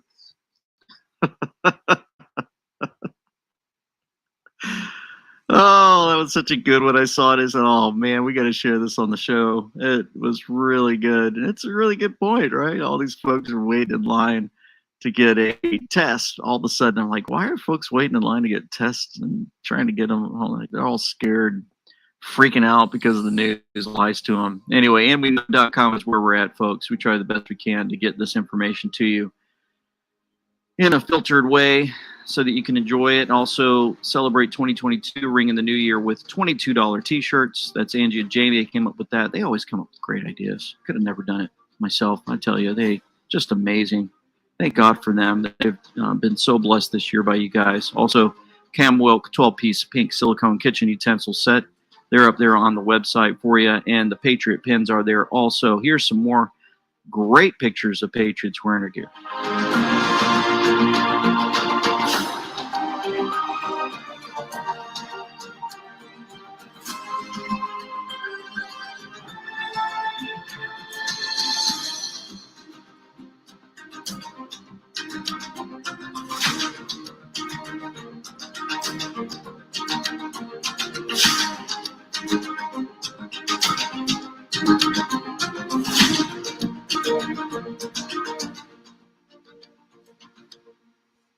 We're also at andweknow.tv.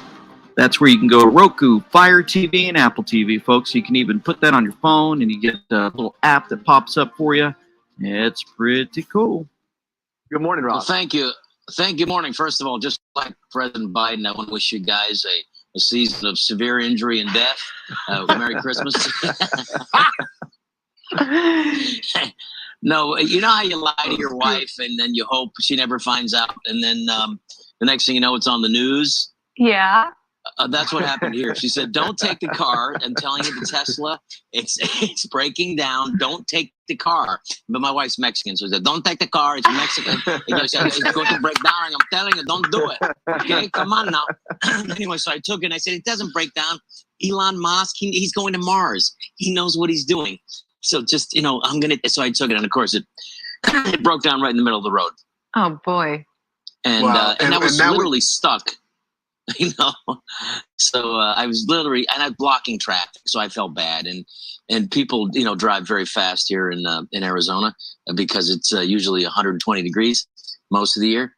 So yeah, I was blocking the lane, and then I got out and I'm trying to. And the police officer Lee came by, the nicest guy. He just came and blocked that area and started, so making sure that I was protected, because I was literally on the side of the road. And he looked at me like, "I know that guy. You look like that guy." But this guy would not be dumb enough to be on the side of the road. Yeah, that's right. So Rob Schneider, and I remember him when he used to come around the corner of an office, I think, and he used to say, "Making copies. Back when, the show was actually worth watching. I think he was on Saturday Night Live. Anyway, he's been in a few funny movies. And his opener about making fun of Biden was great. And then, of course, his Tesla breaks down and his wife catches him. And how many of you husbands out there can say, "Amen, yeah, my wife told me something and I didn't do it." And oh, man. My biggest one is, "Hey, could you go to the store and buy this?" And then I look at 3 different versions of something in the grocery store. You guys ever done this? And you're looking and you're like, "I think it's that one." And you don't bother calling to ask. And then you get home and find out it was the first one that you looked at. And it just happened to have just a slightly different color and title on that particular grocery item. Anyway, he was caught. And, I've got my sidebar on this one in Tesla. I had several friends that are into the Tesla hype and they get involved, and probably a lot of you out there too. Who knows? I don't want to offend you, but I always say, "Can I ask you how long it's going to take you?" One of them's got 2 or 3 kids. "You're going to cross country, right? You're going to drive cross." "Yeah." And I said, "Well, yeah, how long are you going to wait when you pull over to get charged up?" "Oh, it takes about," I think he said, 45 minutes to an hour to charge up. And I said, "Oh, well, what happens if you can't find a station?" "Oh, no, there's stations popping up everywhere for folks to get the electric, thing done." "Oh, okay. Well, what happens if you pull up and there's 20 people in front of you?" "And what if you're in a hurry and you got to get home? And what if there's no hotels in the area that, they're all booked by the other folks driving those things because they can't get charged up?" Anyway, I'll just keep going. I don't want to get you guys mad, but I've got, even Barry talks to me. He does the Patriot Pins, and he's amazing. He's helped me with my website, and we've had those discussions, and we just laugh. So hopefully you guys are laughing. Don't get upset, please. Oh, my goodness. All right. Il Donaldo Trumpo says, "Watch out for any storms, Joe." And it happens to be 17-second long video of him walking with that umbrella. Joe Biden's year in review. He fell down some stairs, going up the supposedly Air Force One. And he bowed his head down when he couldn't answer the questions. He starts freaking out on live TV. He looks at his watch during a funeral of those who serve our country, falls asleep, likes to grab children all the time, sniff all kinds of people, and doesn't really seem to know what he's doing. He's pretty much, if this guy's an actor and he's trying to wake folks up, he's doing a pretty good job. Reminds me of this meme that was thrown out telling the Biden approval rating. Huh. Don't say. Yeah. That's not a surprise to me. Worst we've ever seen. You're kidding me. No. All right. Worst as in the history of numbers. Yeah, that's lower than I thought. Okay. Let's play it one more time. Don't say. Yeah. That's not a surprise to me. Worst we've ever seen. You're kidding me. No. All right. Worst as in the history of numbers. Yeah, that's lower than I thought. Okay. Yeah, that's lower than I thought. All right, even more. Is this somebody put together showing Biden trying to take care of the dog?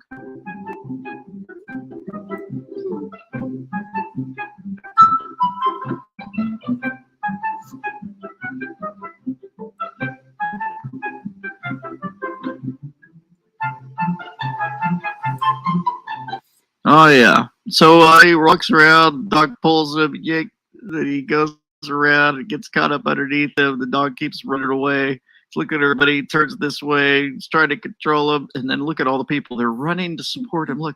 Oh. And then they see this guy with on the right where he kind of lowers down like it's and then oh boy, he shakes his head. They're all he's just like, oh boy, I got to stay out here again today with this freak. You can see it in his head. Look, oh boy, look at that. Oh boy.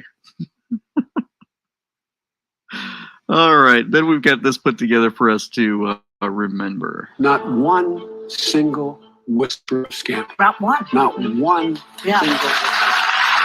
The nation's capital was alive with talk of scandal today. Questions for the White House this morning about whether it knew the truth about the Benghazi terror attack. Facts. It's out with its lie of the year award. Named President Obama has claimed that, quote, if you like your health plan, you can keep it as the winner. He says he did not know the IRS was singling out conservative groups until the news broke. Obama administration secretly airlifted $400 million in cash to Iran. The political storm that erupted today over an undercover government operation gone very The wrong. Obama administration's $500 million loan to Solyndra. 5 detainees were active Taliban fighters. Ambassador Chris Stevens and 3 other Americans were killed. Widespread manipulation of appointment wait times.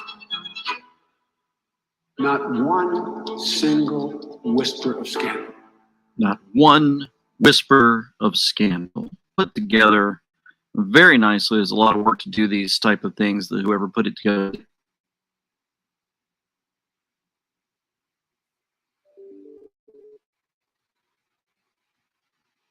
Great job. It's in the description box below if you want to send it out to your friends.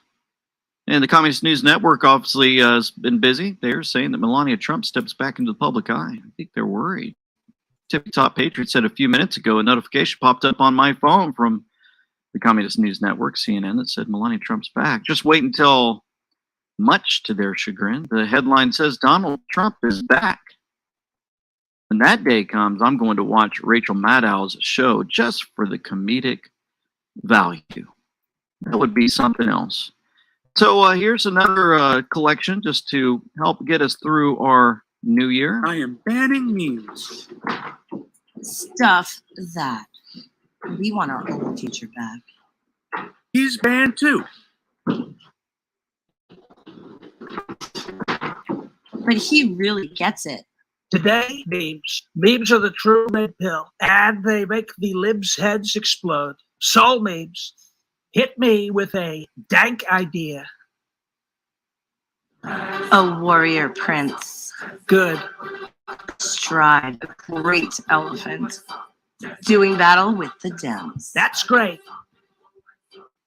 Memes. Drake fan, sir.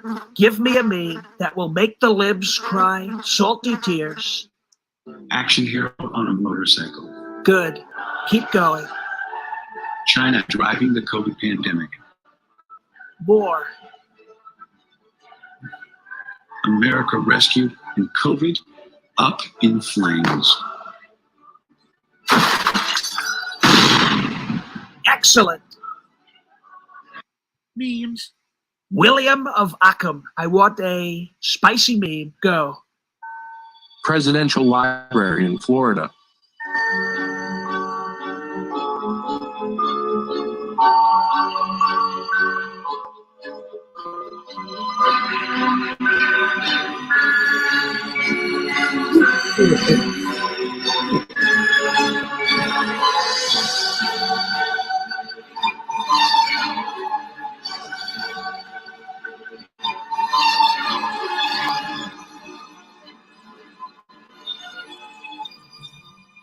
Memes are banned. Trump, you are gone. America is over you. I've heard all about it on CNN. No more memes. They're too dangerous.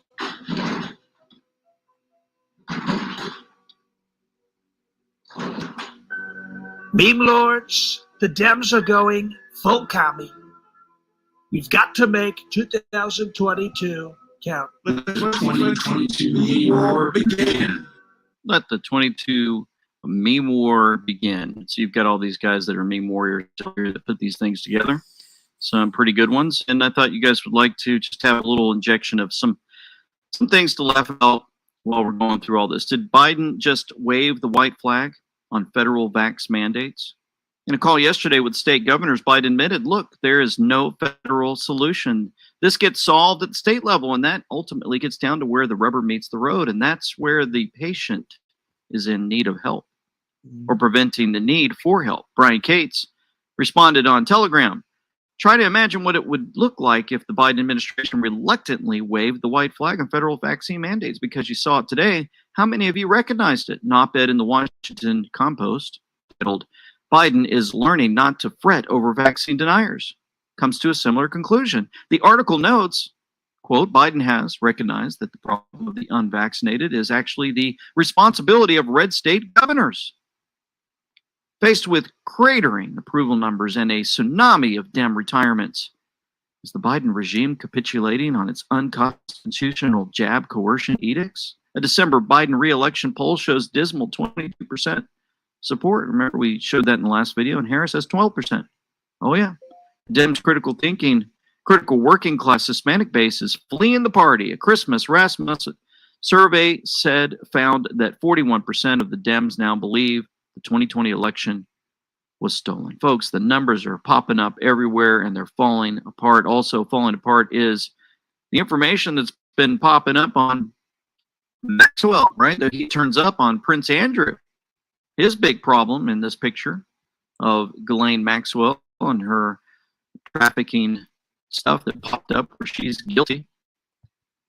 The trafficker, the sex slave, and the Duke taken by a predatory pedophile. He's facing his own legal battle at a hearing in New York. That's Prince Andrew, right to Richard K. His name was barely mentioned, but his presence hovered uneasily over every moment of Ghislaine Maxwell's trial. Reminds me of a drop from the Intel board. You guys remember this? From July 2nd, 2020. Impressive, most impressive argument. Maxwell is not a big enough name to trigger a mass awakening. That's just an example of the naysayers. Counter argument. Do not make statements based on assumption of worth and or value. Do not think today, but rather after today. One leads to another, to another, to another. One leads to many. Crimes against children equals common denominator, no matter political affiliation, mass population awakening. And here we go. So will Ghislaine Maxwell start naming names to get a shorter sentence? This is from Mail Online. Jeffrey Epstein's madame was seen speaking to an ABC reporter in court before the sex trafficking guilty verdict left her facing 65 years in jail. Daily Beast even said, it's a tricky monster. Ghislaine Maxwell is a tricky monster, but she didn't fool the jury. She built trust by taking the girls shopping, expressing interest in their schooling and home lives. The victims told eerily consistent stories about how Maxwell groomed them by talking about sex and teaching them how to give massages, which normalized physical touching. They evolved into very bad things, right? At trial, the defense used the usual tactics against survivors of this type of abuse, calling their testimony erroneous memories, attacking their credibility, portraying them as gold diggers interested in attaining a payout. Didn't work, failed. In life, Epstein was a predator. In death, he would not be the scapegoat. Epstein may have been the one with the voracious appetite for young girls as his playthings, but his culpability does not diminish Maxwell's guilt. As the jury clearly saw, monsters come in many shapes and sizes. Also on that monster list, folks are going to start dropping. BBC even admitted the interview with guest pundit Alan Dershowitz about Maxwell's verdict was a mistake and says it should have told the audience he was Epstein's lawyer and is accused of assault by Virginia Giuffre, sex assault. And you go even a step further, 4 hours after the 5 guilty verdicts against Ghislaine Maxwell, the UN has just data dumped 17 new cases of sexual abuse by its peacekeepers in Central African Republic. Isn't that something? information flowing. Some folks are still naysayers, saying that Ghislaine is just a simple scapegoat. They're going to use her, drop her, and then they're going to stop going after everybody else that's involved, like the Clintons.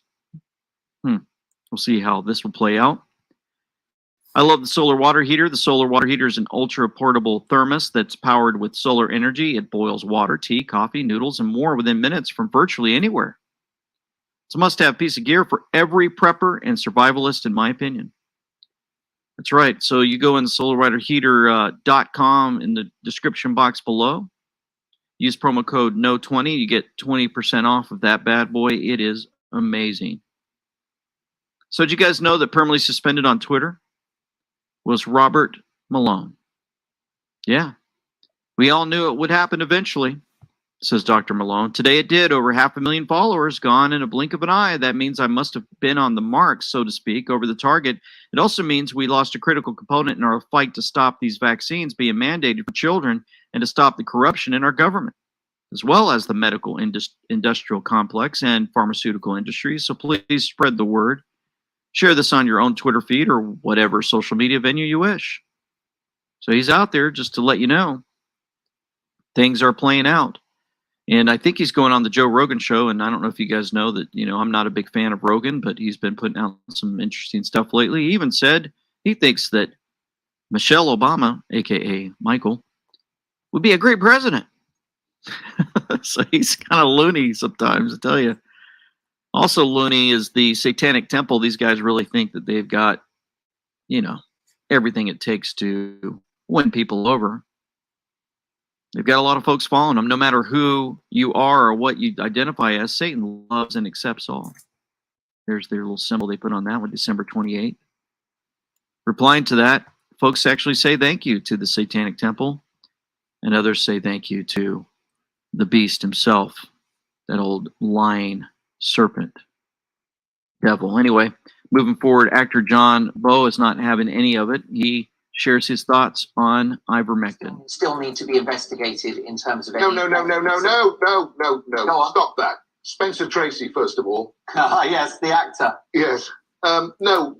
Look, ivermectin has been used for over 40 years. Now, a lot of people, there was a whole campaign done by the FDA and people here about, it's used for animals. Look, we use antibiotics for animals. Are you going to stop using antibiotics? No. It has been used on animals and in veterinary science, but it is also, ivermectin has been used for over 40 years on human beings, for African river blindness, for scabies, parasitic infections. And now it has been discovered to be a great antiviral and anti-inflammatory and can be used.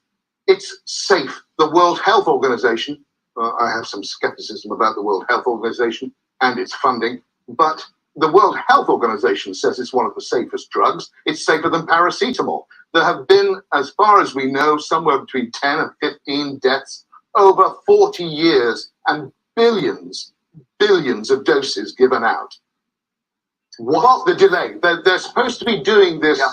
They're supposed to be doing this clinical trial at Oxford. It's been going on for now since I think January, February, and was scheduled to finish at the end of November. And they've now said, that they've run out of supplies. So they need to wait some. No, what?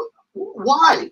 Why are they taking so long over this? When Pfizer bring out Paxlovid and Merck bring out Molnupiravir, and they're tested and cleared in a few months. Go figure. Ivermectin's been around for 40 years. What's going on here? Indeed, and as I said, I love it. I love the fact that he says, they give all types of stuff to animals. Do we just stop using it too for humans just because you said that? Oh my goodness. And it was great. It was a great response, and we've had enough, right? ABC News even says, latest, the newly updated CDC guidelines don't require testing at the end of isolation because PCR tests can stay positive for up to 12 weeks. These guys are all over the place. So they're admitting to PCR test failure. Not only are PCR tests unable to distinguish COVID from the flu, they can deliver false positives for up to 12 weeks.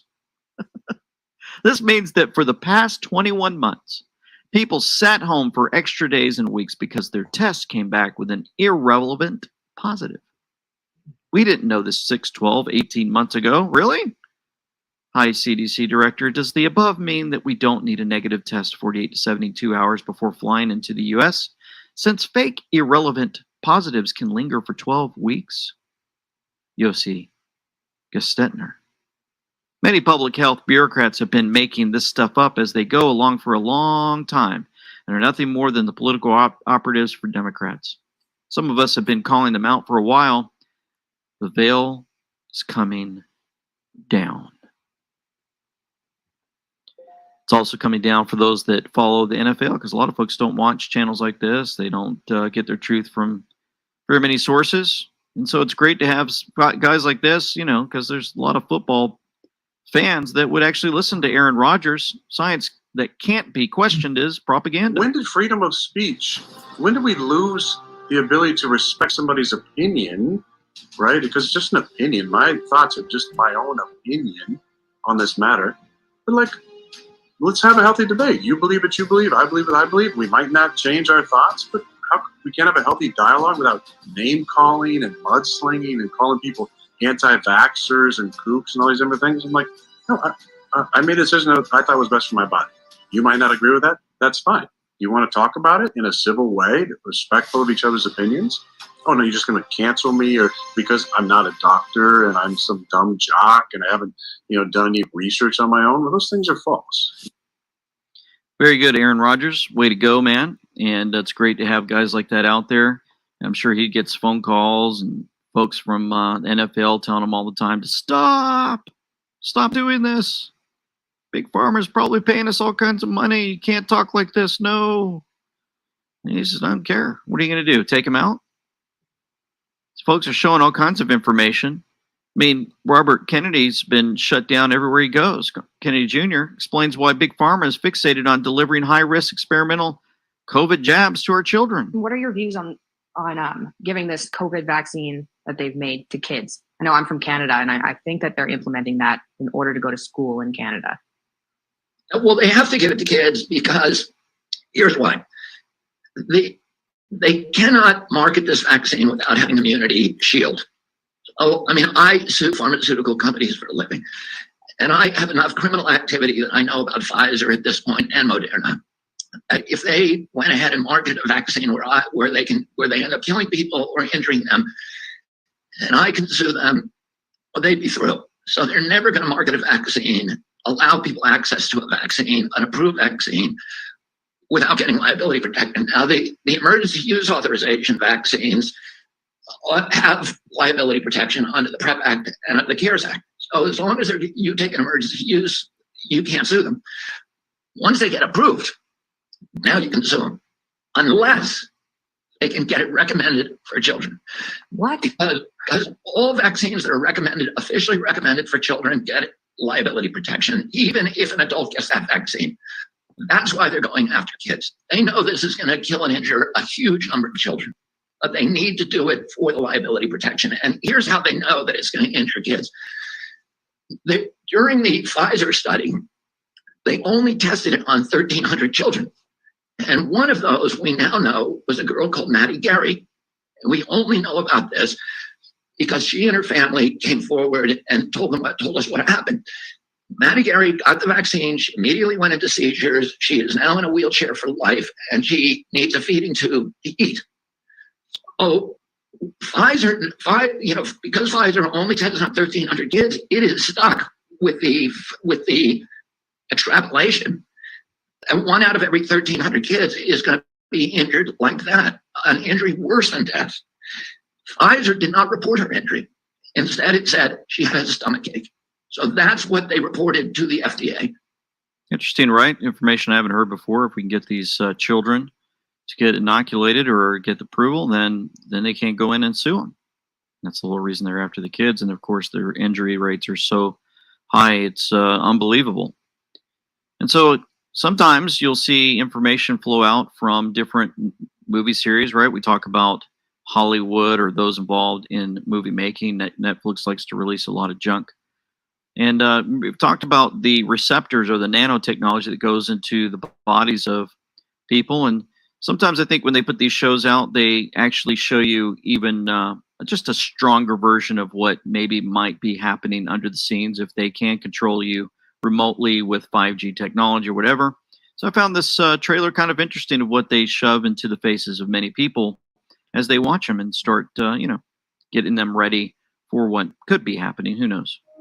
You will all be participating in the new Global Child Initiative program. We're just going to do a checkup and a gum treatment.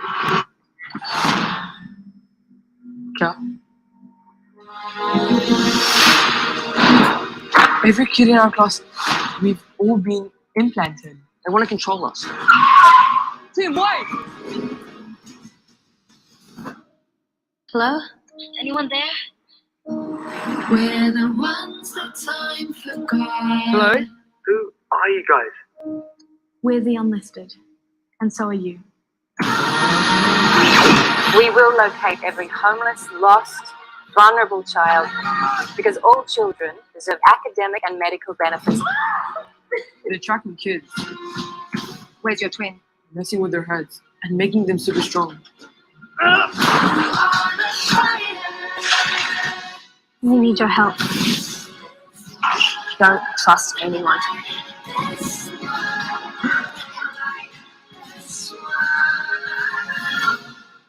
We are the unlisted, and together we take back our world. Interesting, right? Because unlisted could be the unjabbed, or those that don't put the chip in their head. It's interesting they put this stuff out, right? Because they somehow come up with all this information. They sit these actors down, they write the scripts, they have to do the editing, they have to shoot the film, they have to make sure that all of the special technology is put into the stuff. It's a lot of work. A lot of work. But as you can see there, it says implanted. What's implanted? How can they implant something? What is unlisted? So anyway, they put that stuff, shove it in your face all the time through the Hollywood scenes, and then you even have alerts from Boris Johnson. We don't see anything in the current data that leads us to think that we need to go to Plan B. We can show 45,000 deaths in 72 hours from this vaccine. There are over 4,000 dead Americans. There's over 10,000 dead people in Europe that die on days 1, 2, and 3 after the vaccine. It will go down in the history of malfeasance, wrongdoing by those of authority. It doesn't protect you against catching the disease, and it doesn't protect you against passing it on. So anyway, we've seen this before, and it's just information where they show you all the data, the numbers, and what have you. You just can't escape it. You got all these guys that are involved in it, all of the injuries that they show in this particular video, and more. It's very sad, and we've seen it play out in front of us. So if you guys want to see it, it's in the description box below. Folks have had enough. You've got the Austria protest in Vienna.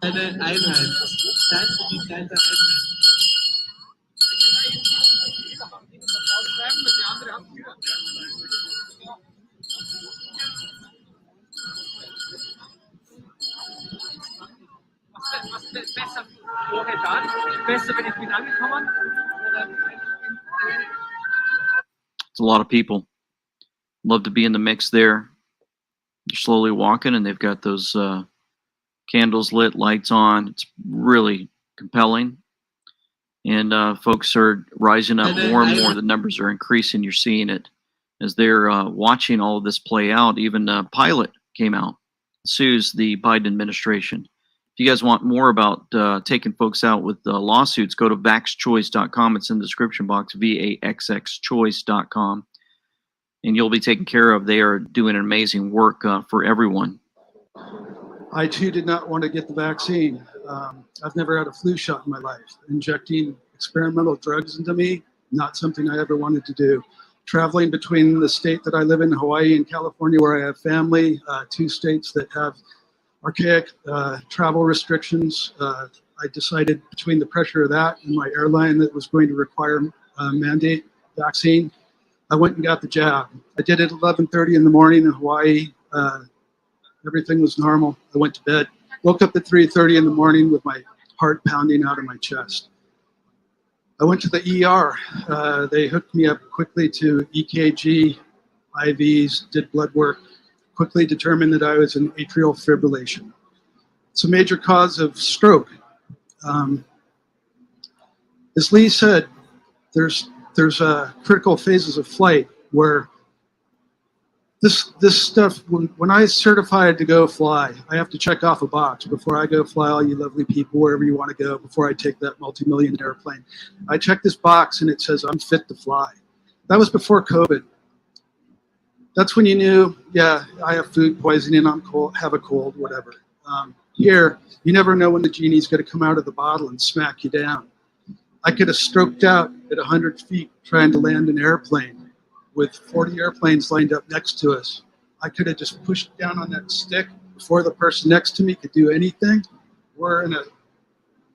It's all over for a lot of people. Not a good scenario. Pete Buttigieg isn't telling you anything about this. The administration is not. The NIH, the CDC, they suppress all this stuff.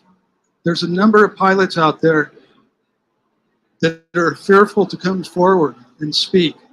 They're fearful of retribution. There's guys that are going to work with crushing pains in their chest, in their heads. They're scared that they're going to lose their careers because they're 25 years old. This has got to stop. And if it is stopped, can we see everyone taken out? Well, maybe they'll do it secretly and not show us all. It's interesting. The Pentagon is building a new $4 million war court chamber at Guantanamo Bay that will not allow for public access, the New York Times reported. The new courtroom is expected to begin holding proceedings in 2023. The two military judges will be able to hold proceedings at the same time in the new chamber. It will hold smaller cases. So we want to see things publicly. We want to see these snakes sent to Guantanamo Bay for treason. We want to see it play out in front of us, not quietly. So who knows when these daily callers, New York Times put out information, if it's really the truth. And they're trying to discourage us all. Even more discouraging, it's stuff like this, watching a 5-year-old brought to tears after his mother are removed from a restaurant by New York police for not having vax papers. This, ladies and gentlemen, is New York. And that right there, when you see your child in tears, 5 years old, just trying to have some dinner, and this is playing out all over the earth. The parents are being affected. The children are affected. Tears of a child grab all of us. All of us. And so we're seeing all of this come together. We're watching Aaron Rodgers step up. We're watching the CDC trip over themselves with all kinds of information. Guys coming up with guts like an actor saying, I've had enough. This Ivermectin works. Blunders from Biden. Actors like Rob Schneider coming out making fun of Biden. Hardworking senator right there, Jim Jordan. I mean, he's just all over the folks, all over the place, folks, working so hard for all of us. And it's been a long year. And so I thought, I saw this commercial play out and I thought you guys would appreciate it. It definitely touched my heart. Speaking of tears, we've lost some folks this year, last year in my own family. As the new year hits, it's time when I lost my own father on New Year's Day a few years back. And hit home. And so this commercial reminds me of him and all of you who are going through difficult times. Let's end it with this.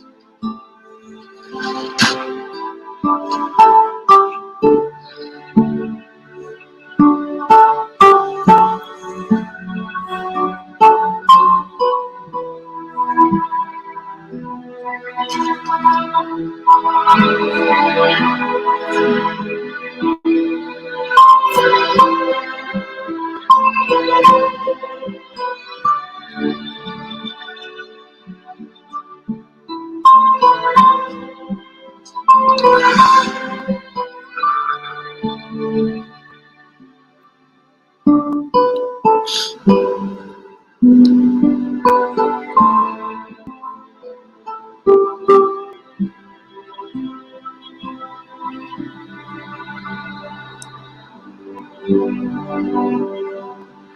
Tam Tam.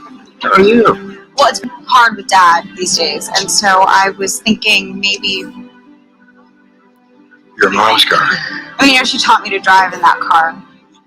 You up for a little night work?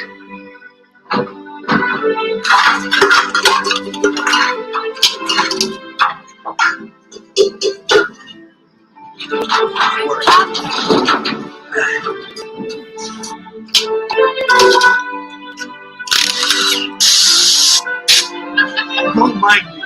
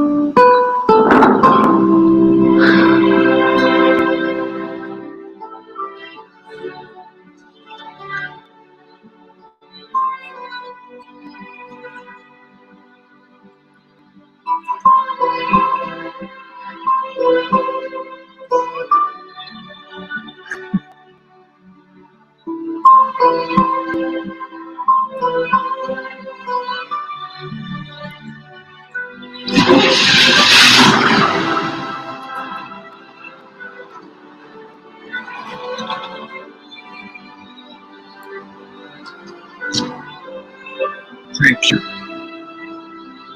It's what Mom would have wanted. You know.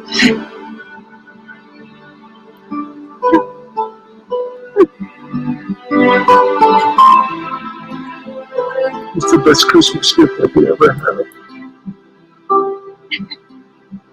You ready? I'm ready. We're going ready. Yeah, you're ready.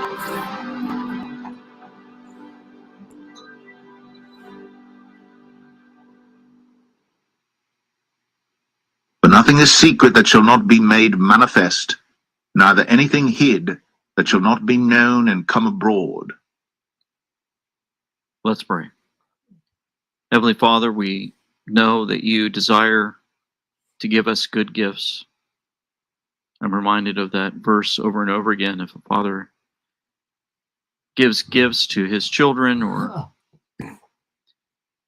others, how much more does our Father in heaven desire to give gifts to us? And what capacity would those gifts be? And Lord, we come to you.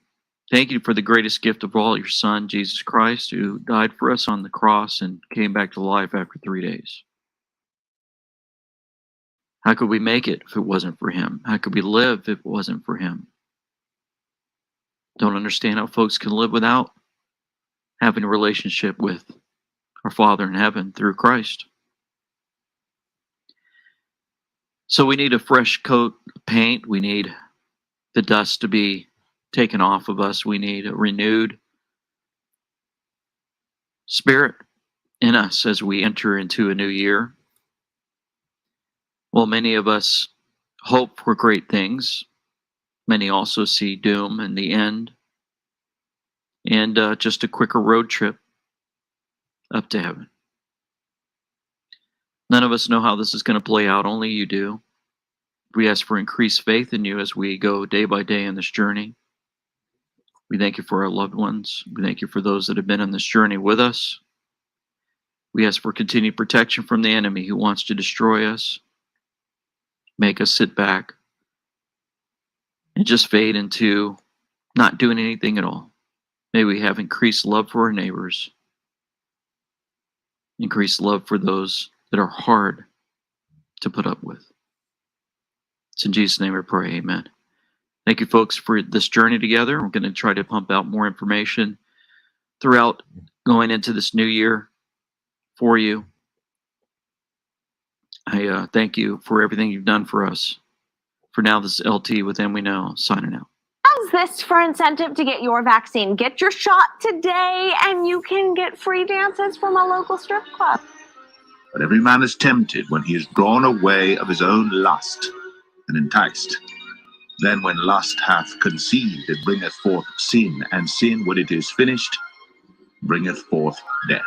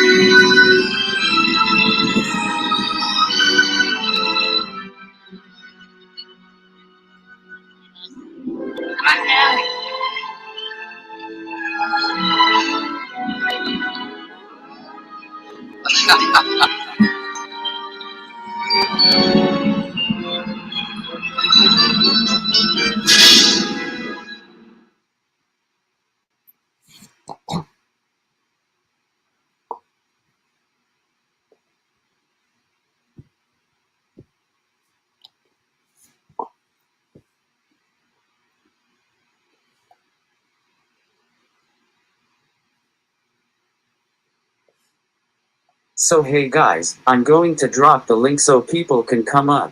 Please only come up to talk about the videos I play. I don't want to steer off topic.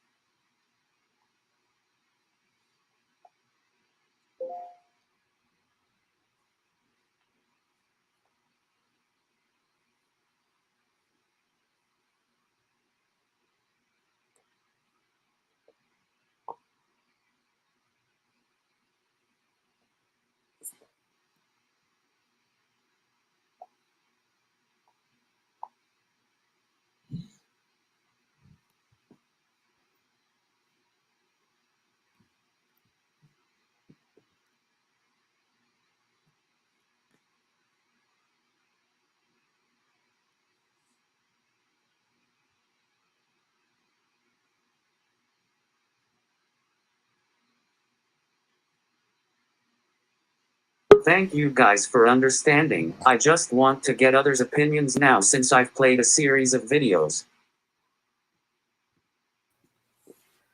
Hey, what's up here, kiddo? How you doing? All right. Yeah.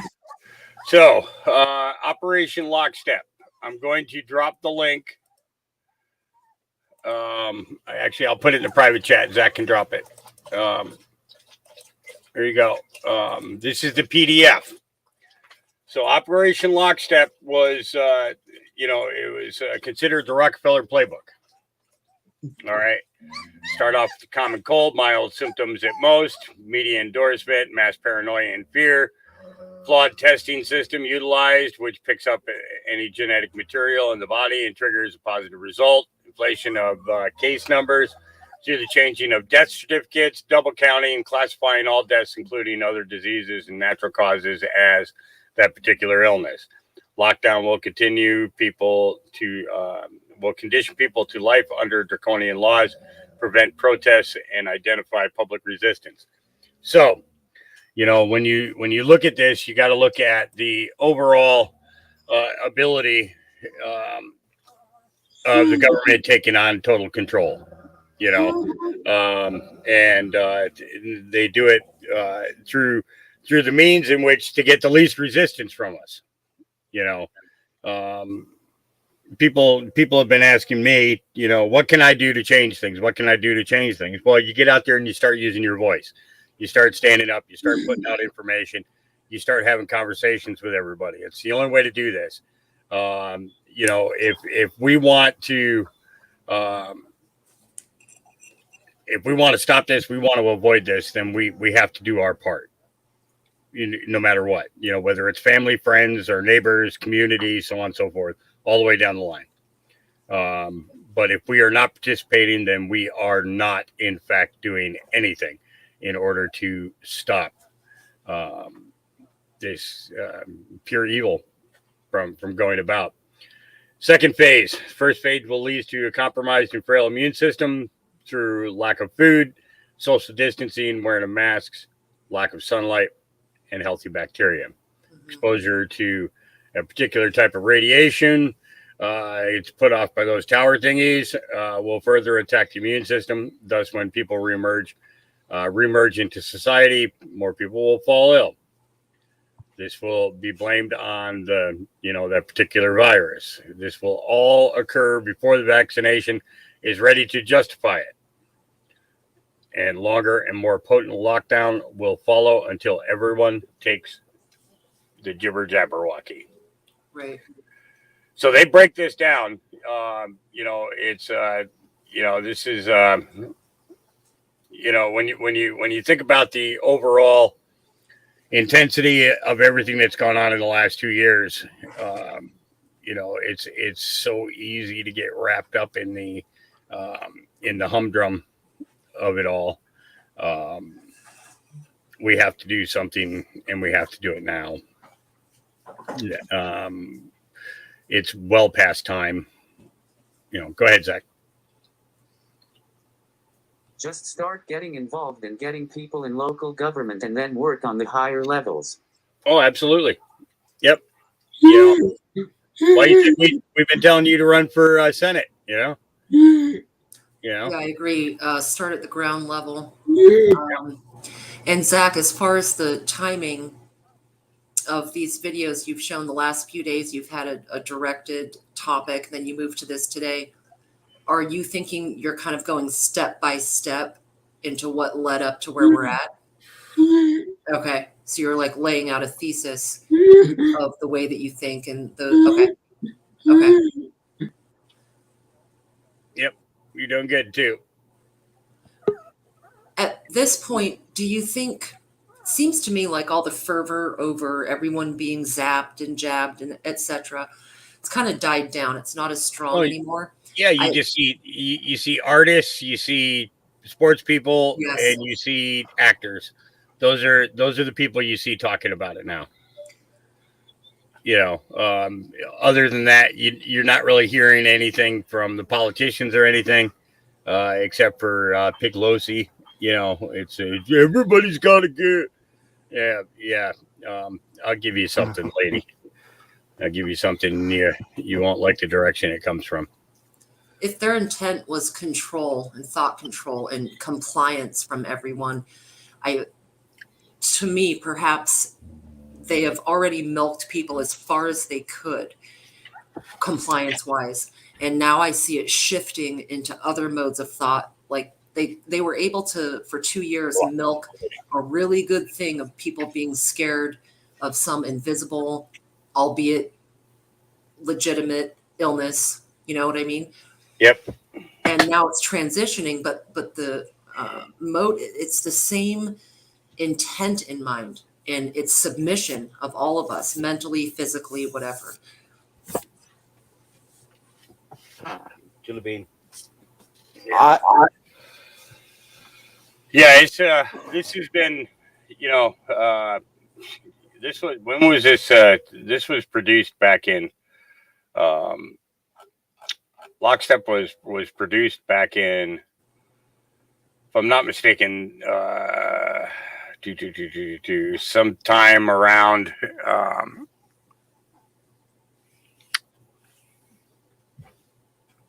somewhere in the 1960s or 1970s, when all the protests and everything were going on, in regards to the Vietnam War and everything else.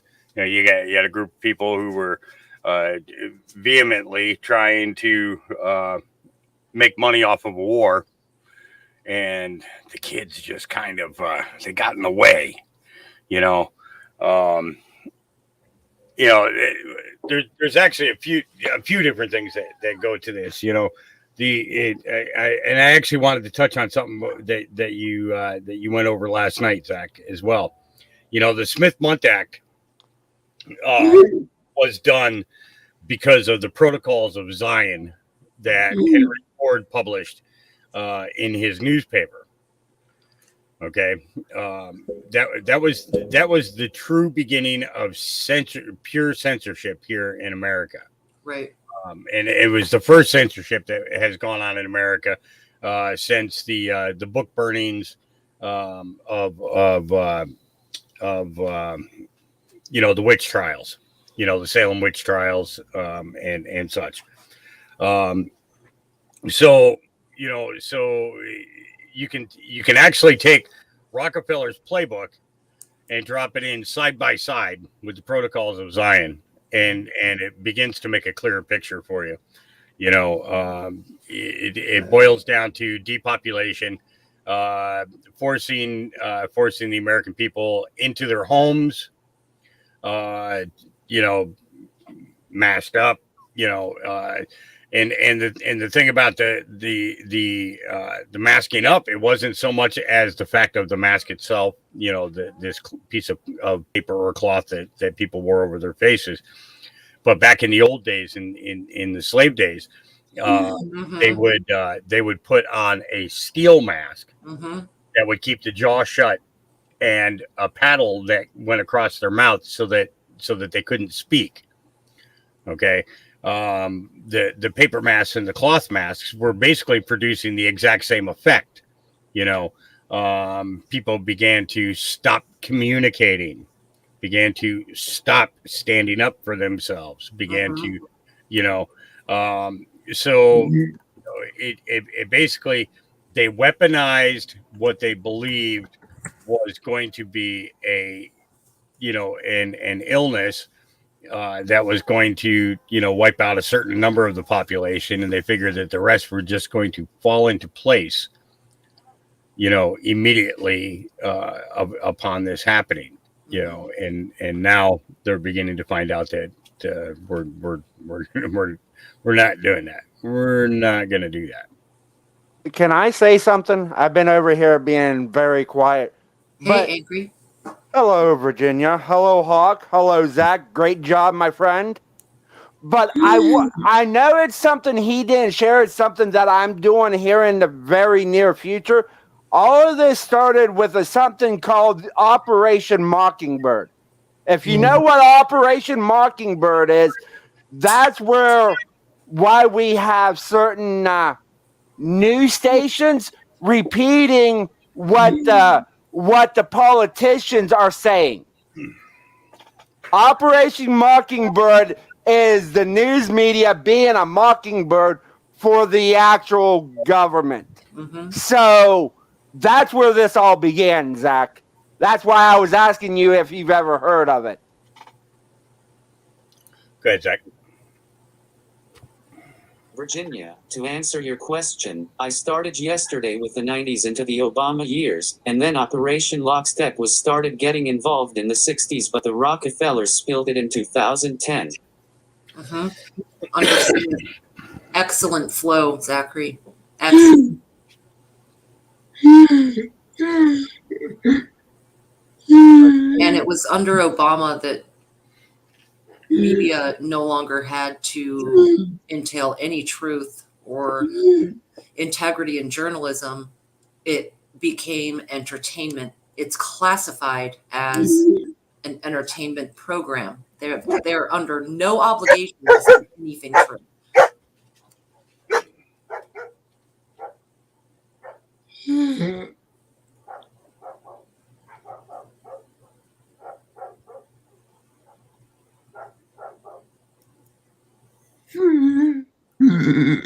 Sorry. But yeah, Operation Mockingbird started this entire thing because this is what their ultimate plan was. Actually, Paperclip. Yeah, came before Mockingbird. You're right. You're right. Mockingbird was a German strategy used against the German people during the beginning and the onset of World War II. It was initially initiated into the German population at the end of the First World War. Because they had lost so many, they had lost so many soldiers and everything, and they needed the people to believe that there was power and there was strength and there was, the ability for glory, so on and so forth, and the promotion of the Aryan race and so on and so forth. But The Russians it wasn't did it first. Yeah. It was, but a lot of people say that, that the Nazis were based upon racism and everything else. That's not necessarily true. Okay. The Jews were behind World War II more than what people are aware of.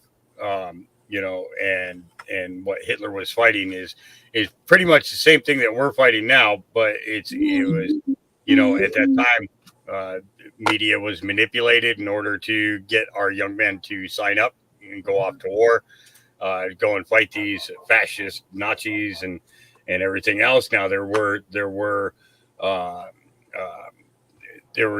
definitely how would I put this? There was definitely those who were set into racism and so on and so forth. But let me put it to you this way.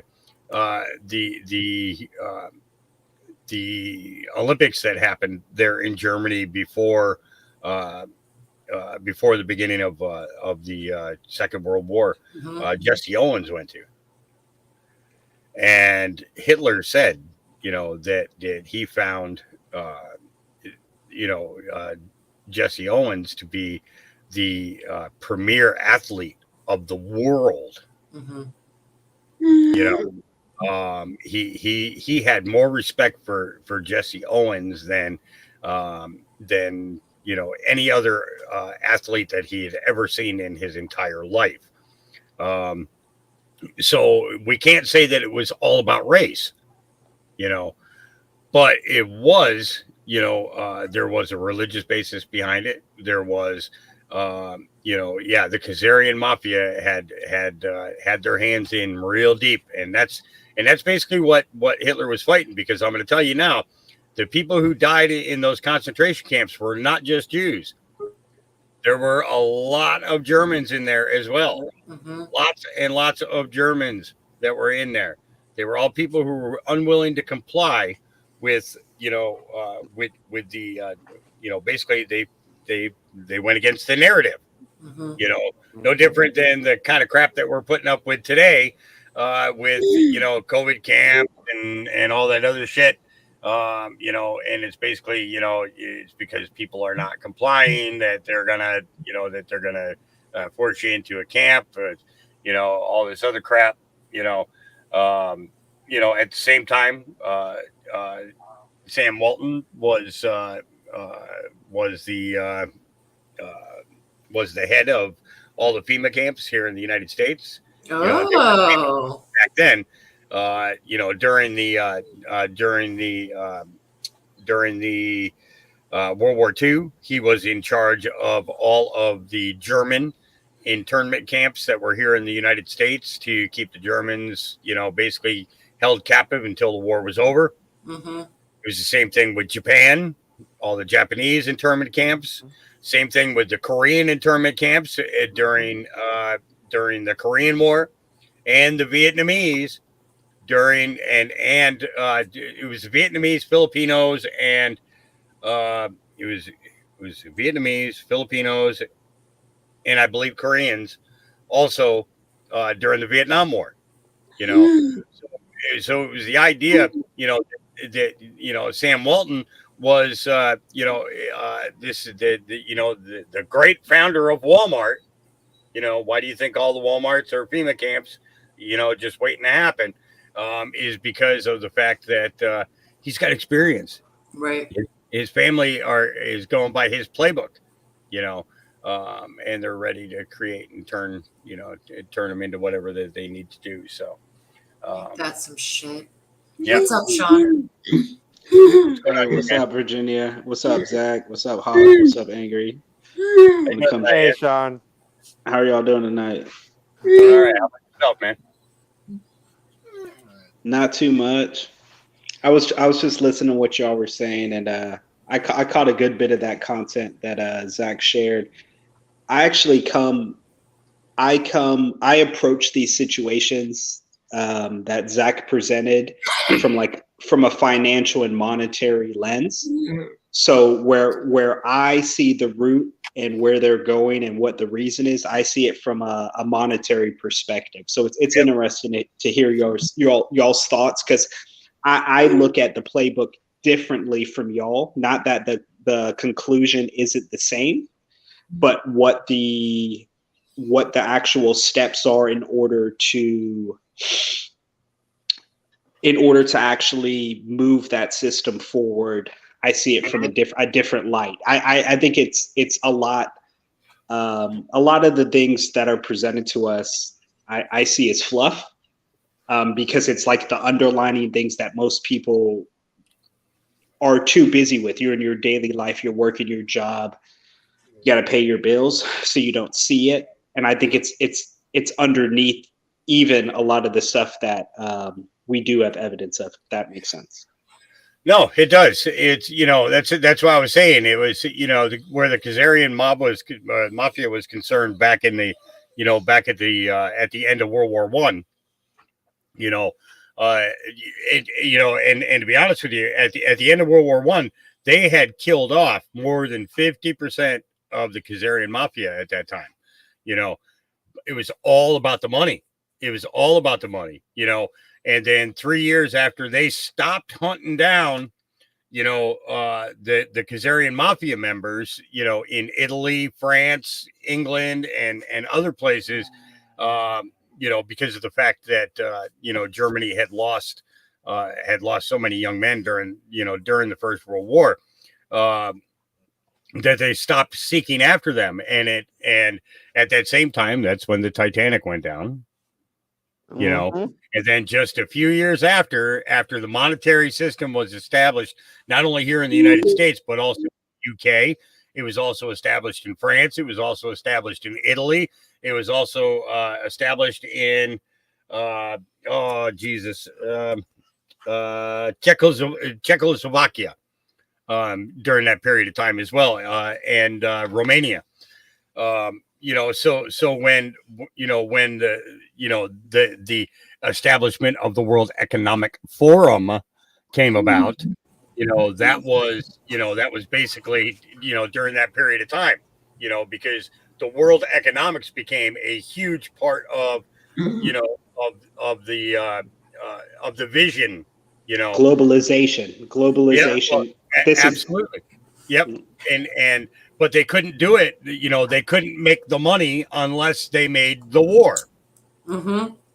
It was one thing about going after products and companies, corporations, and things like that brought a certain amount of money, but their vast wealth actually comes from war. Yep. So within that short period of time after the Titanic incident, then the establishment and the beginning of the First World War happened, because it was 1913 that the Titanic went down. Okay. The First World War started in 1915. And at the same time is when Ford put out the Protocols of Zion, just before the kickoff of the 1918 war, so when you put everything in its perspective in timeline, yes, it always has served around the riches, the resources, and the royalty of this planet, because the monarchy was just as important as having all that money. Yeah, well, That's interesting. That last thing that you said right there, because when you say the word monarchy, I automatically associate it to religion, right? So I was thinking that basically the monetary system of today, or what they moved into, it's just what religion was at that time, right? The power structure had moved more to a religious bent, or that was the control, right? So there was people who would use that as an avenue, and then they would control the commerce, they would control everything. So that's very interesting. It also made me think about is I read and I follow somebody who basically a couple months after 2020 everything started, he basically was saying buy Raytheon stock, buy Lockheed Martin and all that, and sit on it, and it all makes sense. So yep. You made some great points there. And if you did, you made bank. There's no doubt about that. If you did, you made bank. Which is interesting because you actually made a lot of your profit over the past 6 months, right? Yep. So it shows you that cycle, because things happen on a lag effect. Things take time to churn. Like, we're in a certain cycle right now, and I think most people are starting to accept it. We're in like a Zach, do you want to speak? Go ahead, bud. No? Okay. No, he was giving you a thumbs up. Okay. Yep. Okay. Sorry, I caught him out the corner of my eye. I just want to make sure. It's interesting because Hawk, with you're a good mind with history. So you're probably somebody who can see that cyclical nature representing itself. Yep. And that things take years, but things have accelerated rapid right now. We're in a current cycle right now that's going to probably last till 2030. So we're just at the very beginning stages, and all these things are signs of that. So, Sean, I'm going to disagree with what you just said. No worries. Go ahead. You say we are at the beginning stages. I honestly think there's a book that is out that's called The Fourth Turning. I think we've been in this a lot longer than what we think, because I think it started around 2010. I honestly think that this entire cycle that we're in right now started in about 2010, because what happened about 80 years ago? World War II.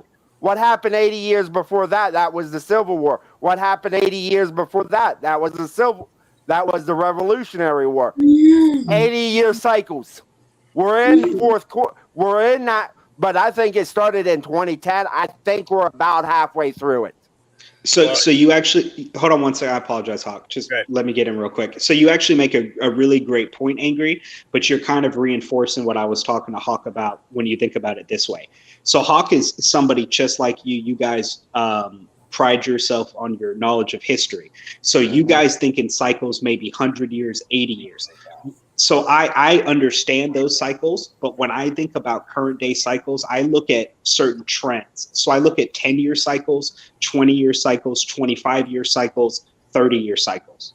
Does that make sense? So when I say we're in the beginning stages, I mean we're in the beginning stages of a 10-year rapid cycle. That's the cycle that I'm most concerned about, which is my present day cycle. I understand the other cycles. I understand the history, but my concern and the information and what I study and how I'm planning my life right now is about this 10-year cycle, which is part of older cycles, but I'm worried about till 2030. That's my biggest concern. That's just personally me. So I get your point. You are correct. We're just in different time frames. That's all it is, but they're connected. Yeah. I can understand where you're coming from, Sean, and thank you for explaining that a little more to me, because I think Angry cut out. Yeah, this has been going on for thousands of years. You're right. Pope Alexander was the first one to invite the Khazarians in. The First World War and the Second World War never would have happened without the Catholic Church approval.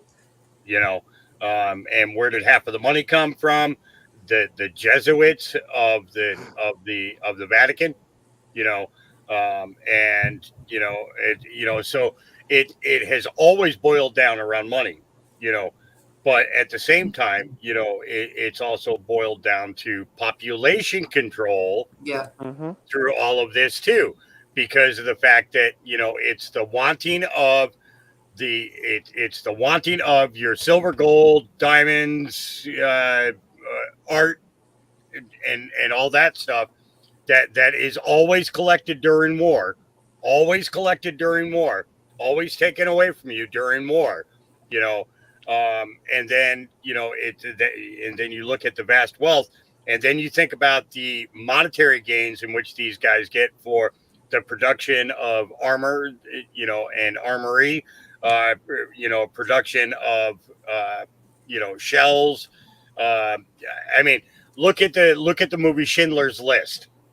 Okay, that's a prime example for you as to how one guy, you know, simply put on a pin, flashed a few dollars, but then made millions off of the German economy by producing pots, basins, toilets, and armory for the military.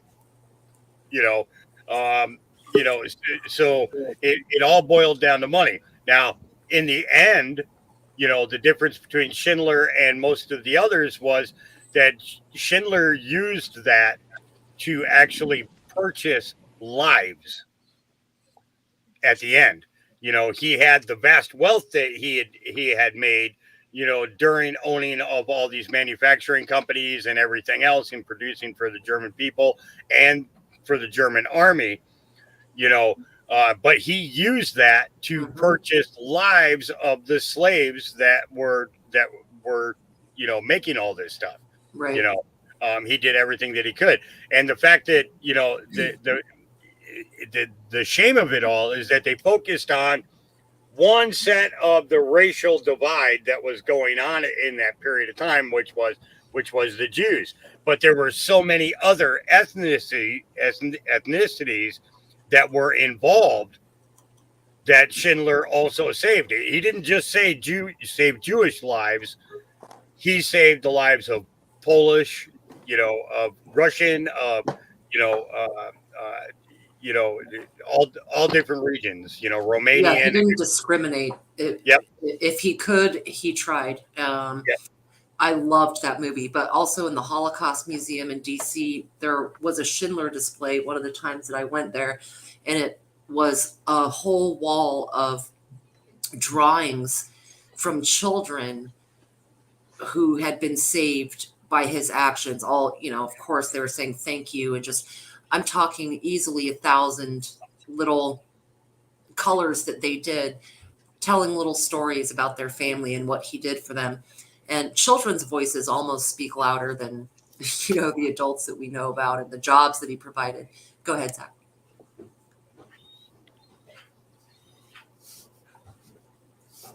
Yeah, I'm going to go deep because I can see how much of the actual darkness we are in. And I understand that people are worried about everything that is happening, but you know, if we keep fighting the mess of the past, but we also need to come together and make the future correct. If we keep going in circles, we keep getting in the messes that we are hurt from. Right. Agreed. If we're going in circles, at least the snowball needs to go forward. We're kind of in a quickening, Zach, in a sense, you know. Lay down. Yeah, y'all made some really good points. All of y'all did. I was thinking when Hawk said those things, he was saying like, hey, they grab your gold, your silver, your artwork and all that, because that's what people would consider, what they still currently consider storages of wealth, right? So people hide value in a painting. The whole art industry, well, okay, I'm not going to say all of it, but vast majority of the art industry is a fraud, right? Just like our currency system is a fraud, just like everything that we know, it's all lies. It's whatever. The way that I think about how things are currently constructed is like, I just think if we all went back to a time hundreds, thousands of years ago, and we were struggling for food and we needed to get to a position of power, like this is what they did. People created institutions, they created lies. People needed to be led. People needed to have something. They needed resources. So once you control that, you control the narrative, you control what people believe, you control what they think, and they'll continue to do that. Like, that story in history has never changed. Someone is always going to fuck with you. Someone is always going to try you. Someone's always going to try to take what you have. Someone's always going to try to get you to have less because they just feel some type of way or something happened to them. Like, this is the same story, just over and over and over again. That's how I feel about it. Same shit. And I'm going to say this now. Tom's right. Tom is right. Truth with Tom, he's actually telling the truth with what he said. Coming together is all well and good, but a time comes when we must recognize and accept that certain among us are the enemy, and the enemy must be crushed.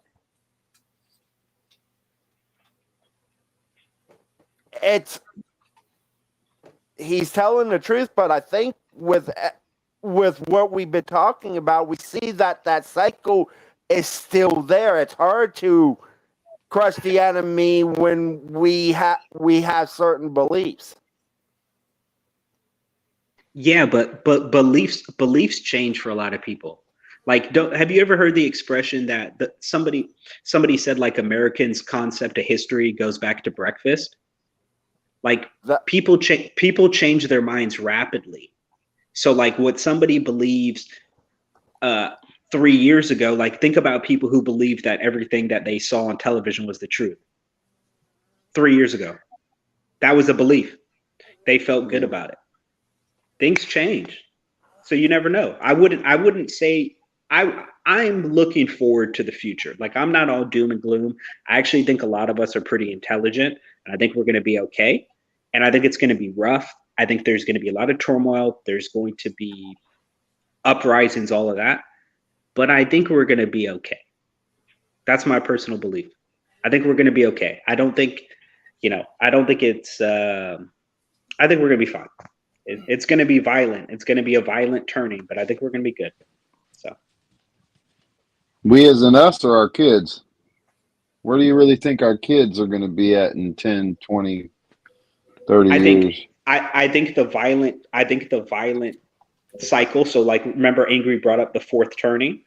I think that next cycle that we're involved in is going to be to set them up for success. So it's going to be this group to go through that because it's everybody's time to set them up to have something. That's my personal belief. I'm positive about it. I'm not like, I see what's happening, but I think at the end of that, I think the people that you think are in power are much more insecure than you could actually ever believe, especially at this current time. I don't think they have more power than they ever have. I actually believe they have less. So it's different now. I say we do. Hey, Crystal. What we can. Hello. Do what we can, and what we can't, we give it to God. Put it in His court. End of the day, I believe God wants us to fight right now as we're walking to the train cars. Yeah. But what do you think the result of that fight's going to be? Do you think we win? Because I do. That's why I'm asking. Yeah, as long as we do something about it, man. I mean, as long as we start unplugging, because that's their weapon. Their weapon is the algorithms. Their weapon are the devices that are aimed at us that keep us docile on panels and in chat rooms and on YouTubes and social media apps. That's the weapon that they've used against the whole entire society of the globe. There's people that are hungry in every single country, but they got an iPhone in their pocket for a reason. They don't need us to get, they don't expect us to get physical or violent, or they don't even have to get physical or violent. They have us controlled right now. We just got to know when we need to unplug. I'm not controlled by no one but God. and I'll lay down my life for anybody, especially my kids are not young, but they're adults, and I want them to have every chance in the world to make it and be a success. Problem is, though, Crystal, is we don't know when we're supposed to stand up. And I'll admit, I'm in that same boat. We're so blinded that we don't even know when we're supposed to wake up or stand up, because we're constantly hit every day, constantly. They have so many different catastrophes, so many different things going on that we stay busy talking about all these different things other than actually coming together, standing the hell up, unplugging our freaking power cords. Well, that's how Zach's Lockstep is winning, because that's one thing most of the world united on was that fear. They got us. They score one for on that one. You know what I mean? And the fact that it's been planned for so long, we have to anticipate there are more steps on the way, and be open-minded about what we're being distracted from. All this other stuff, it clearly is so that we don't look somewhere. That is the only way to anticipate and make a change, is realistically knowing, but it's an elusive enemy. Right. I want to ask this too. I want to ask this question to everyone. Could the fight actually be where it's not physical, but it's something we do every 2 to 4 years? No, that ain't got shit to do with anything. No, that's angry. So that is part of the pie, right? That's a percentage of what you have to do, but that's too far gone, dude. Like, we can't depend on anybody else to take care of us. So unfortunately, like, that's not it. You ever think about that, Virginia? What if the distraction, all the distraction they're giving us, is to distract us from the distraction? Like, there's literally no distraction, but they're just constantly distracting us from the distraction, while we're slowly soaking in all these, I'll just say, energies from the devices, internet, Wi-Fi, Bluetooth, all this other stuff. They are hemorrhaging, and we're soaking it in, and when they need to, they change the bandage. They just put a new one on top of it. The old one is still there, but there's a fresh one to apply pressure with. You know? Right. But if they need us soaked into the, we'll just say the matrix, right? If they need us to focus and soaked in on it, that's how they'll get us to that brave new world moment, to where they will be able to read our thoughts, transhumanism. You know what I mean? Like, all the. I think it's about blurring the line of reality. Right. Exactly. And once we believe reality is within these screens and it actually affects your life, you lost the game, and you are now highly manipulatable, if that's the word, manipulatable, whatever. Yes, that's a good word. She didn't know a word, everybody. Oh, Virginia, you make me laugh. I love whatever word it was. I fucking love it. You get what I'm saying. What's up, Kelly Red? But I also like the view from up top in the middle. Up top in the middle? Yeah. Yeah. In between you and Zach. The third nipple? Oh. Talking about Hawk, I think. Yes, I'm talking about Hawk. Hawk stream right now. Little puppies. Let me ask y'all a question real quick, right? So it's always easy. We can always say, like, hey, this is terrible, whatever's happened. Can I just ask all of y'all to tell us one thing that you would think that you would do right now to prepare? That could be spiritually, that could be mentally, that could be physically, that could be financially, that could be growing food, that could be preps, that could be anything. Instead, we understand a lot of the things that are coming, and it sucks, but you can get bogged down in just thinking about the terrible stuff and never acting on it. So I want to know one thing that everybody here thinks, whatever's on your mind, it doesn't have to be the most important thing. What one thing you're doing right now, this week, you're living it, you're practicing it, you're thinking about it that is trying to make you better so that you can take this on? That's all I want to know. Well, there's a difference between what I'm doing right now and what I think other people should be doing. So, you know, Gotcha. I can Well, answer with either two one. ways. Either one. For Go ahead. people in general, my advice is get and stay out of debt. If you're in fucked debt, you're not able to really do the prepping, the, you know, picking up extra things and gear and stacking and whatever. Stay the hell out of debt is what I would advise all people. As for myself, it always revolves around food. I'm screwed. No, because you have a different idea. Don't fuck that. Maybe Virginia's screwed with your idea. Hell yeah. I don't have debt, but No, I'm just saying so Ghetto might have a different thing. without that, I go for stacking food. 100% main priority, food. I think Food. mine is God, praying and keeping prayer, because if I do that, then everything else is gonna fall in place. And no matter what, I know I'm going to heaven. So you know, I'm gonna win in the end anyway. In the end, yeah, but he wants us to prepare. He wants us to fight. Oh yeah. I believe there's a moment in time that we're gonna. I don't have the finances to be out there. I mean, I live week by week on a monthly check. It's not much. It doesn't take money to fight the devil, though. Oh no. Oh no. Not the devil of these days, but man, Zach always talks too much. Like this is his show or something.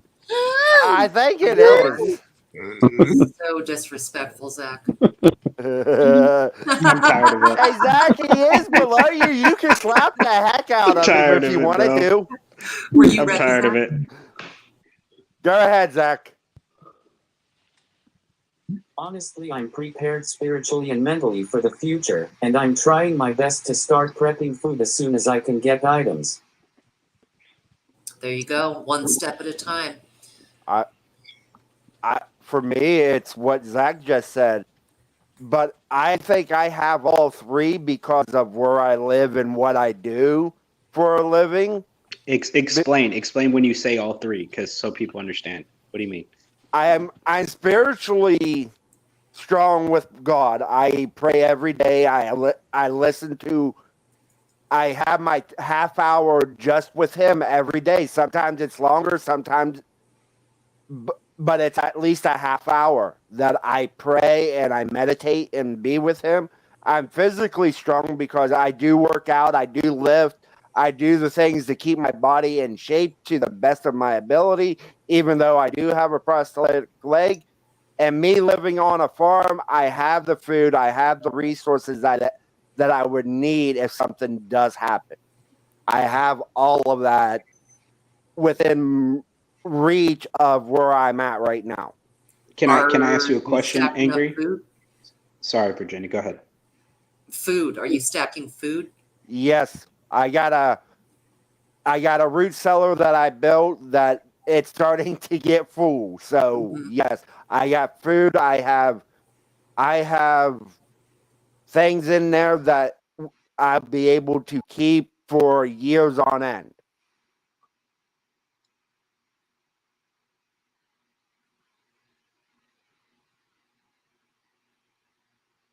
Okay, so you feel more confident and you feel calmer because of the things that you're doing in your life to prepare, correct? Yes, I feel. Okay. I know there are things that I need to get. I understand that, but I do that very regularly. I don't, because for crying out loud, I just gave, even though I don't have kids, I bought formula before this craze happened, and I've been giving it to people that have little kids, and it's come in handy. Gotcha.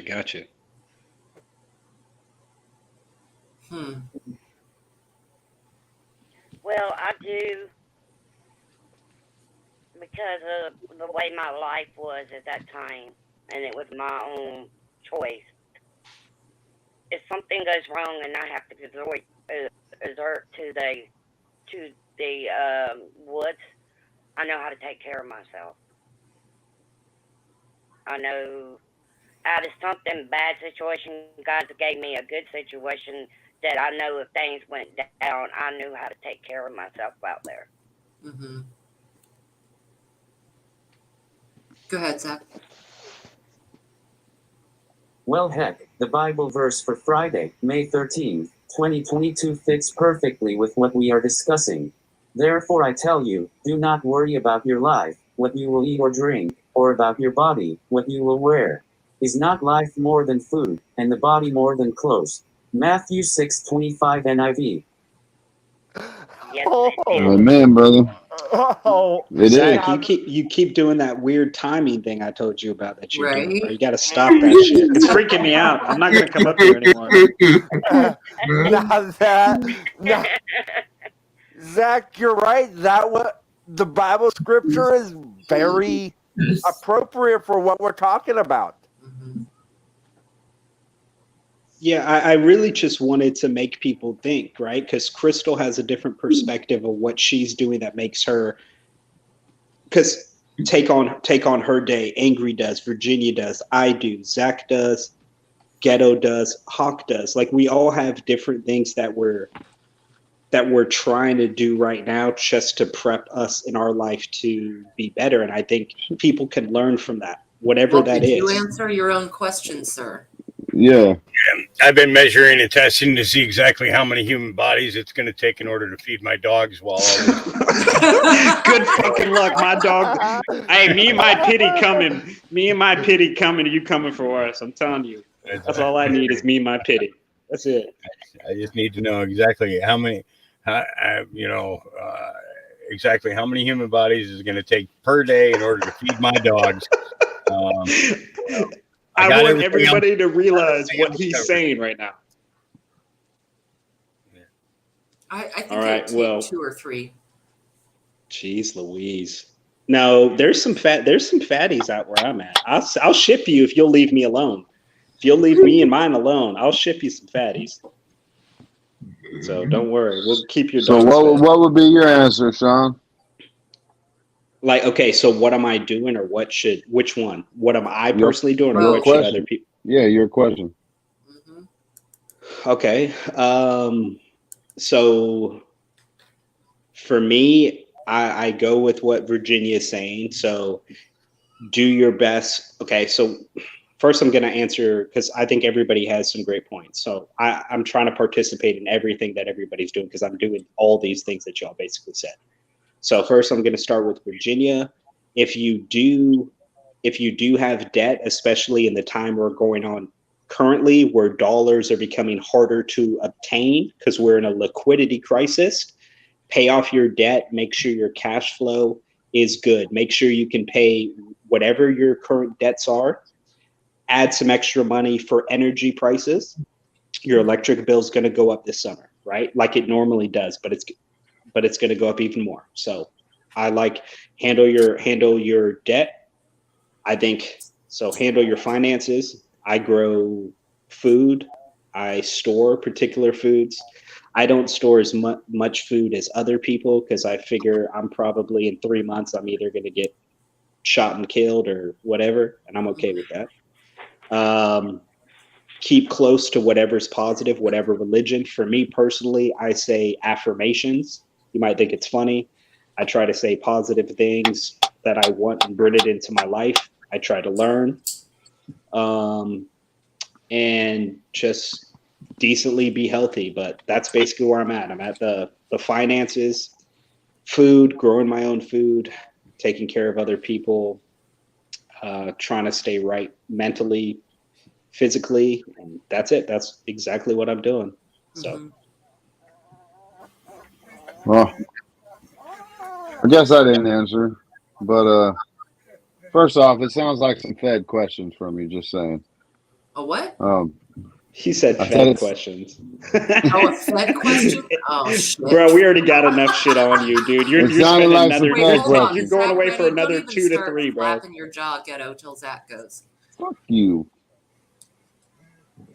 Hey family, hold down the fort and keep on topic, please. I need to go for a couple minutes.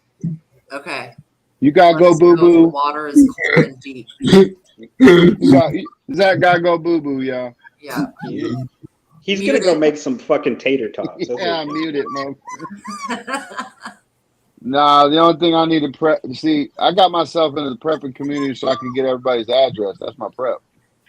I'm just gonna find everybody else. Shit, oh, is that what you're doing? You know, everybody has weapons, right?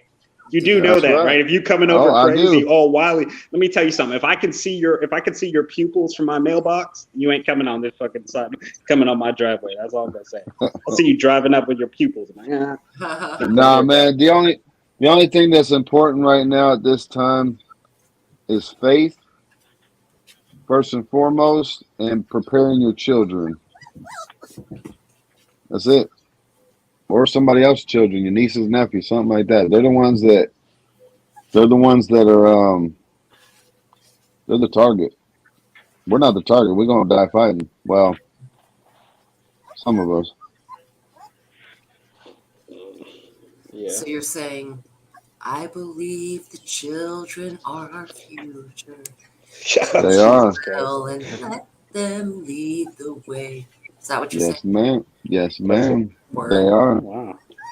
Everything that I listened to, everything that I've read, from ᖶᖏ to Orwell to Watts to Bug Out actually turned me on to somebody else. I forgot his name. That's the goal. I mean, and you can easily tell that that's their goal. I mean, I don't know. Can't articulate it the greatest right now, but I'm good. I ain't scared of it. Fuck it. Let's go. That's where faith comes into play, you know? Hold on tight. We're going for a ride. Let's go. Exactly. I'm just tired of everybody just like waiting for it to happen or not doing nothing. Even if they're preparing, it's like, because we don't know what to do. So I'm not knocking people for it, but it's like. But you do know what to do. That's where your intuition comes in. Your people are very intuitive and intelligent if they listen to themselves. You do know where things are going. I mean, we know where it's going. I'm talking about to fight against it, Sean. I'm talking about to be able to fight against it. We would be able to fight against it if we wasn't divided. And I'm talking on a global scale. I'm not talking about just within our country. I'm talking about on a global scale. Yeah, I definitely hear what you're saying. Yeah, I hear what you're saying. I'm just I think people are a lot more similar than you actually than most people are. I agree. Actually believe. They're similar, but they're preparing for themselves to survive. We're preparing. Yeah, but that's the problem. I mean, we're preparing to survive. That's good. That should be number one. But there's no number two. We're just trying to make sure we got a bunker so we can hang out for a year and a half. Well, can I say something real quick that I think both of y'all will definitely have points on? Ghetto, you make a really good point when you say you're saying that most people think about themselves, right? But the solution, right? Because I'll give you an example. The only reason I think about this, I got something in the mail that the post office says, hey, if you put a bag of food out on Saturday by your mailbox, non-perishable goods, the mailman or the mailwoman will pick it up and they'll take it to the food center. And I was thinking oh shit, yeah, definitely. I'm going to do that. And then I was thinking when you said that, I was thinking doing stuff like that is a way to prevent social unrest and prevent the bad shit that's happening. Because you're your best when other people don't have as much trouble too. So if people stop thinking about themselves and help think about other people, that'll help prevent shit for sure. So you're right about that. Damn, and he dipped. Dip, baby, dip. Dude, some truths, Virginia, are just too strong for people. You know what I'm saying? I think we need boundaries.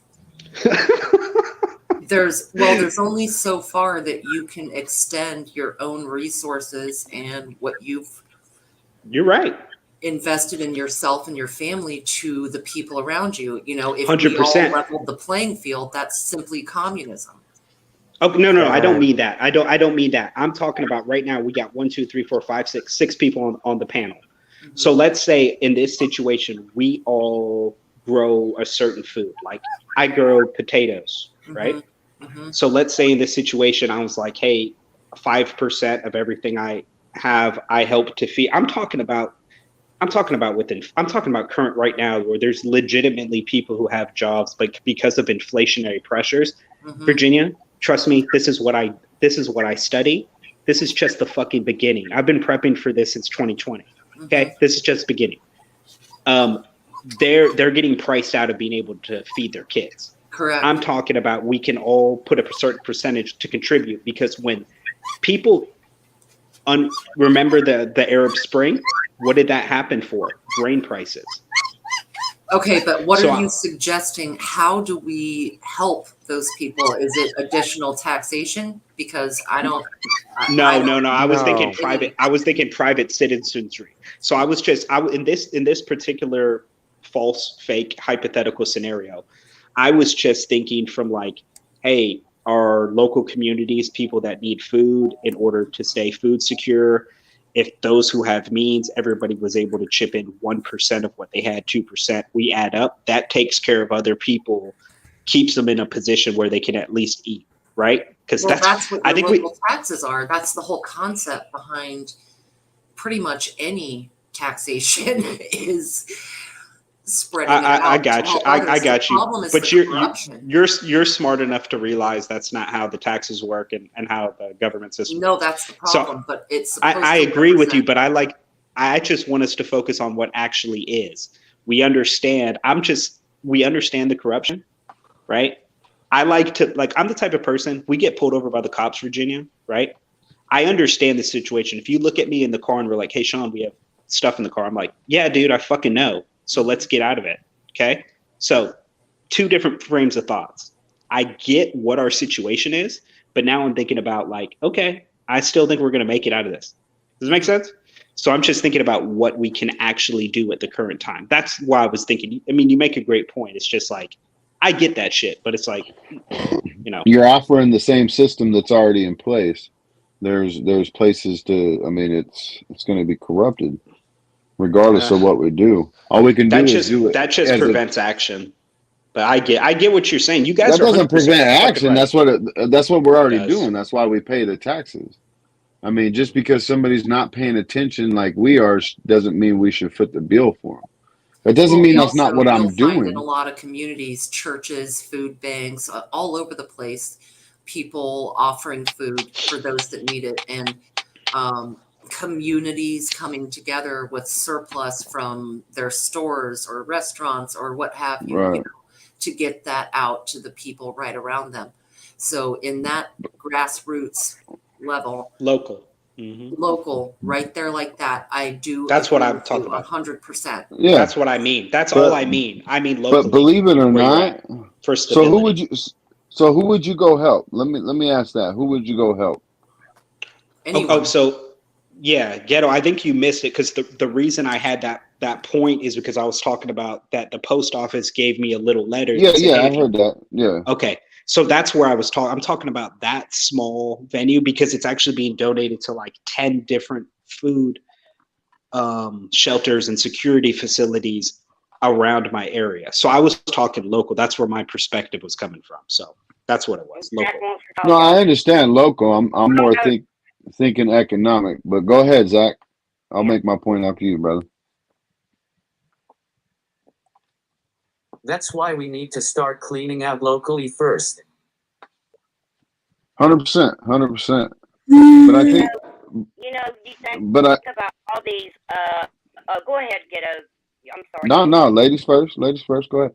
I don't understand why these grocery. I do understand because they're scared they're going to get sued. But as much stuff are these grocery stores that are throwing out food that can actually help people. I don't understand it. You know, there's lots of things that will be good, and they just throw it away. And that could be for the homeless right there too. Yeah, you're 100% correct. It's kind of like one of the facilitators to the baby formula shortage. It's because our laws don't allow us to import stuff from Europe and things like that. So it's the same. But science the same philosophy of why we don't import eggs from other people, because we have certain regulations that don't make sense. So then it leads to shortages. You're 100% right, Crystal. It's fucking crazy. So it's terrible.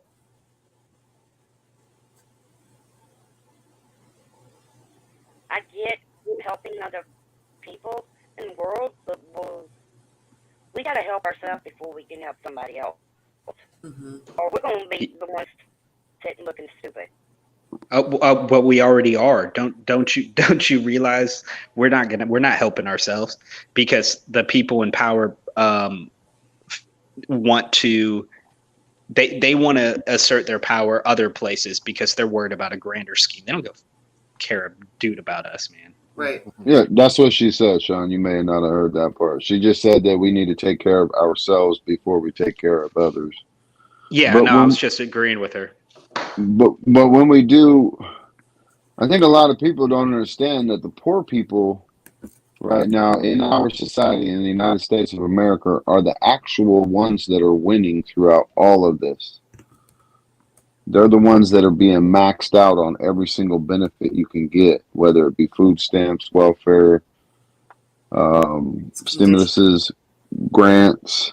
And I know it's conditioning. I know it's the UBI. I understand all of that. It goes back to we got to help people and feed people and all that.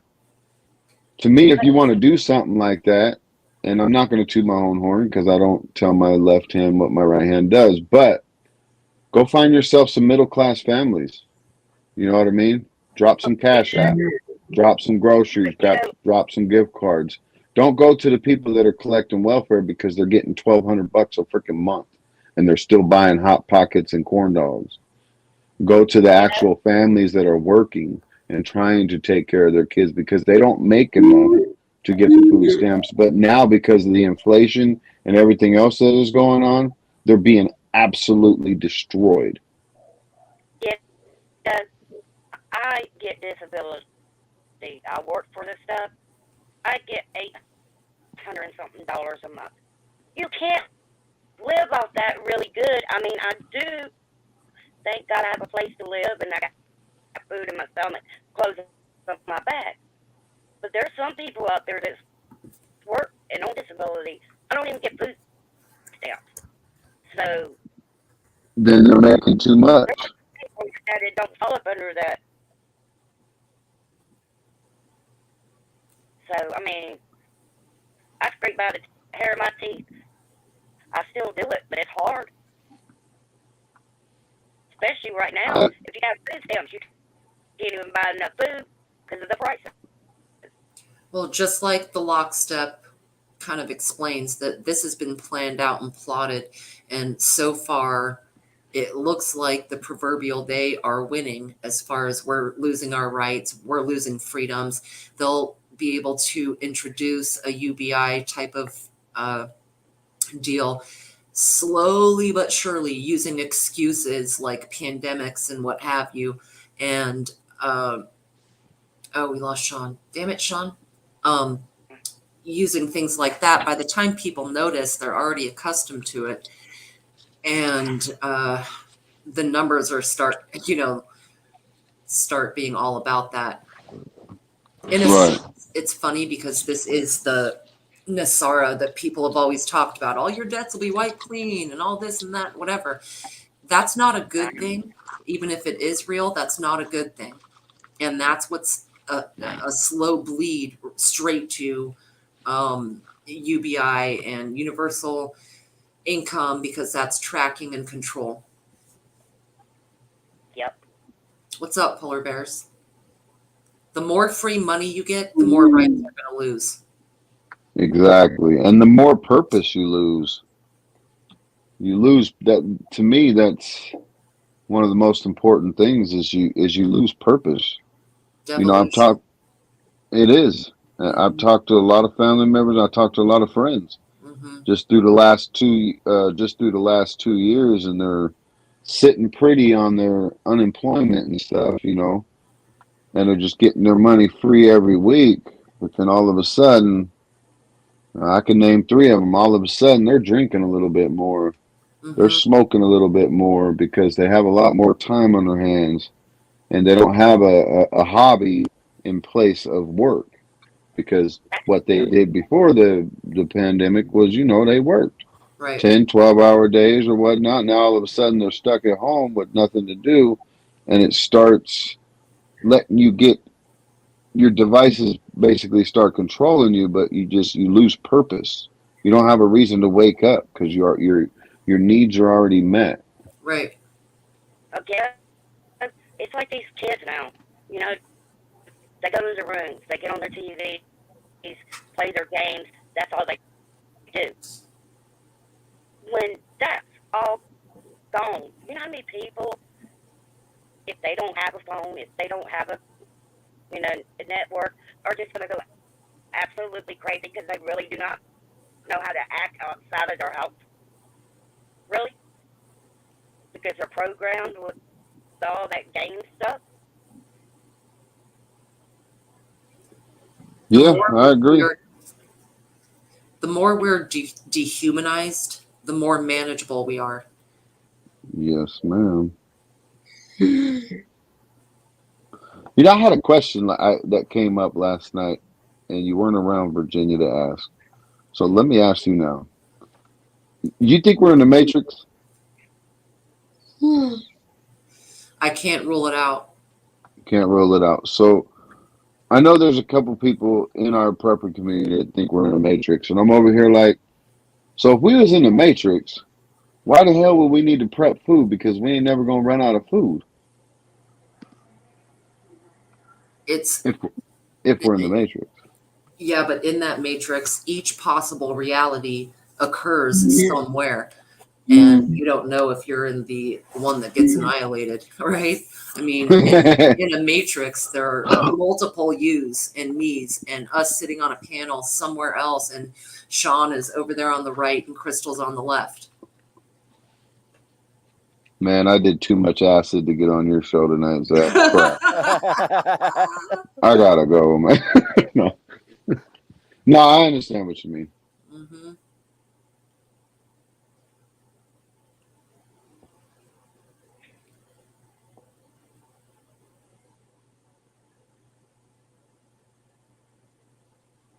We're all gonna die.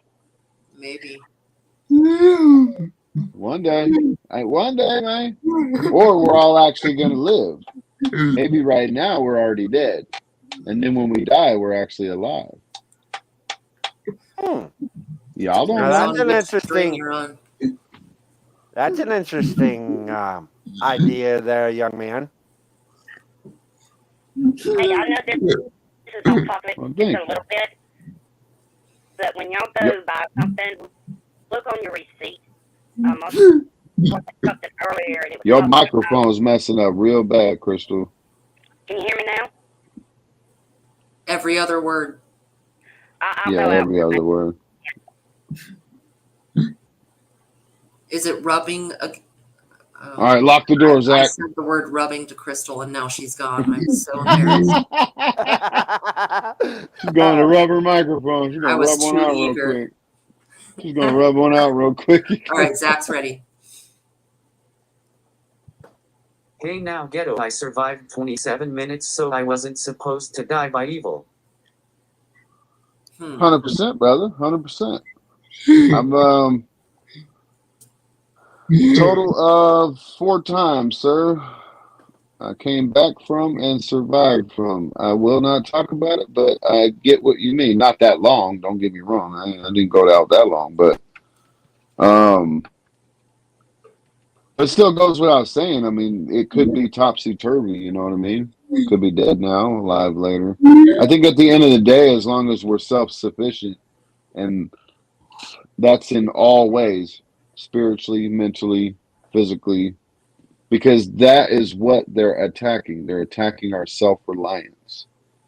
They're attacking our identities using every tool.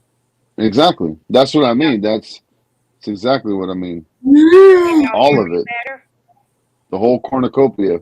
Crystal? Can y'all hear me better? That's Yep. Yeah, it's not as crackly. Okay. I Did you seen rub on one off? a show today. I think I don't know if it was Hawk Show or where, that you need to look at your receipts, because you know how they asked if you want to donate money to a certain cause?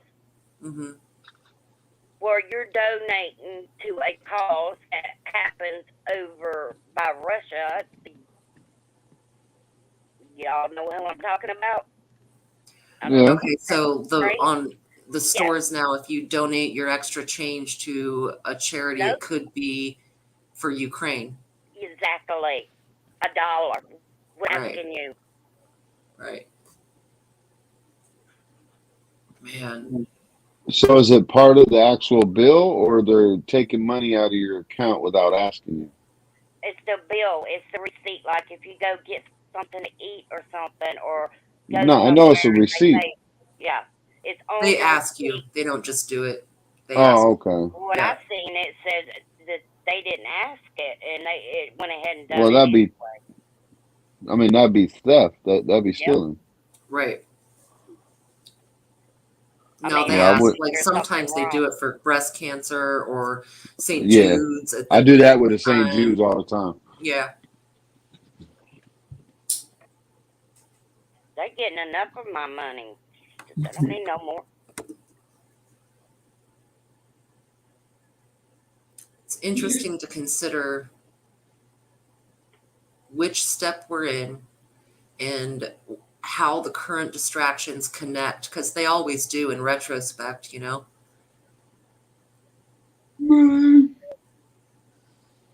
Yeah, Do they? it's going to connect us all the way to a digital currency and Mm-hmm. porridge and bread lines.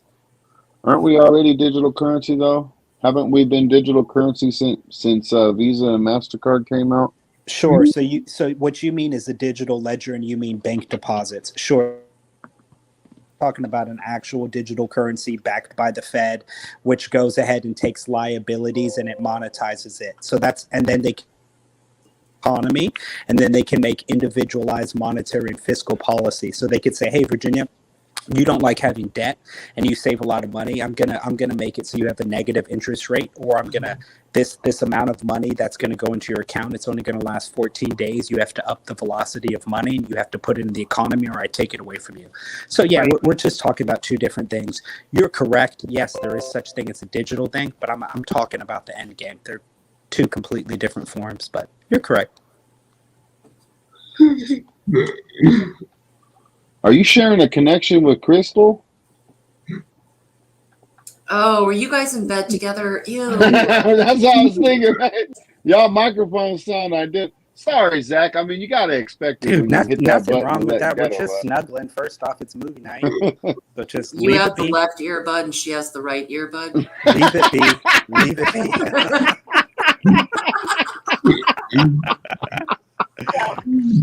Let me tell you this. Y'all are sporking. Whoever gets him is going to be a woman. And I got a boyfriend. I don't need another one. Y'all are Get 'em, too Crystal. funny. No, your microphone's a bit janky, man. That's why I was saying it. Yeah, no, I had to change devices. Look at him covered his face. He turned red.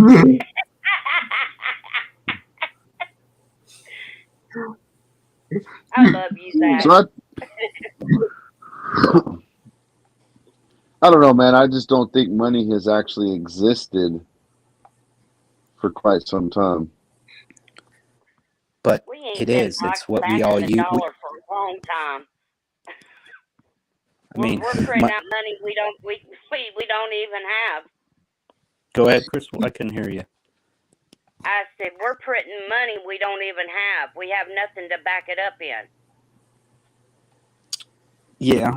Well, the argument would be that it's backed up by the United States military, by guns and butter.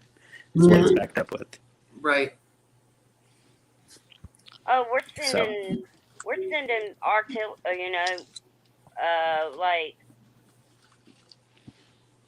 like I'm trying to think of it. 40 billion. Like They passed that and 40 all billion. we're sending all that to the Ukraine, but they can't pay it now, but they will pay us back. Yeah, Just hey, Zach. paper. Zach, if you ever get a chance, check out those 2 videos I sent you on that topic, okay? Cool.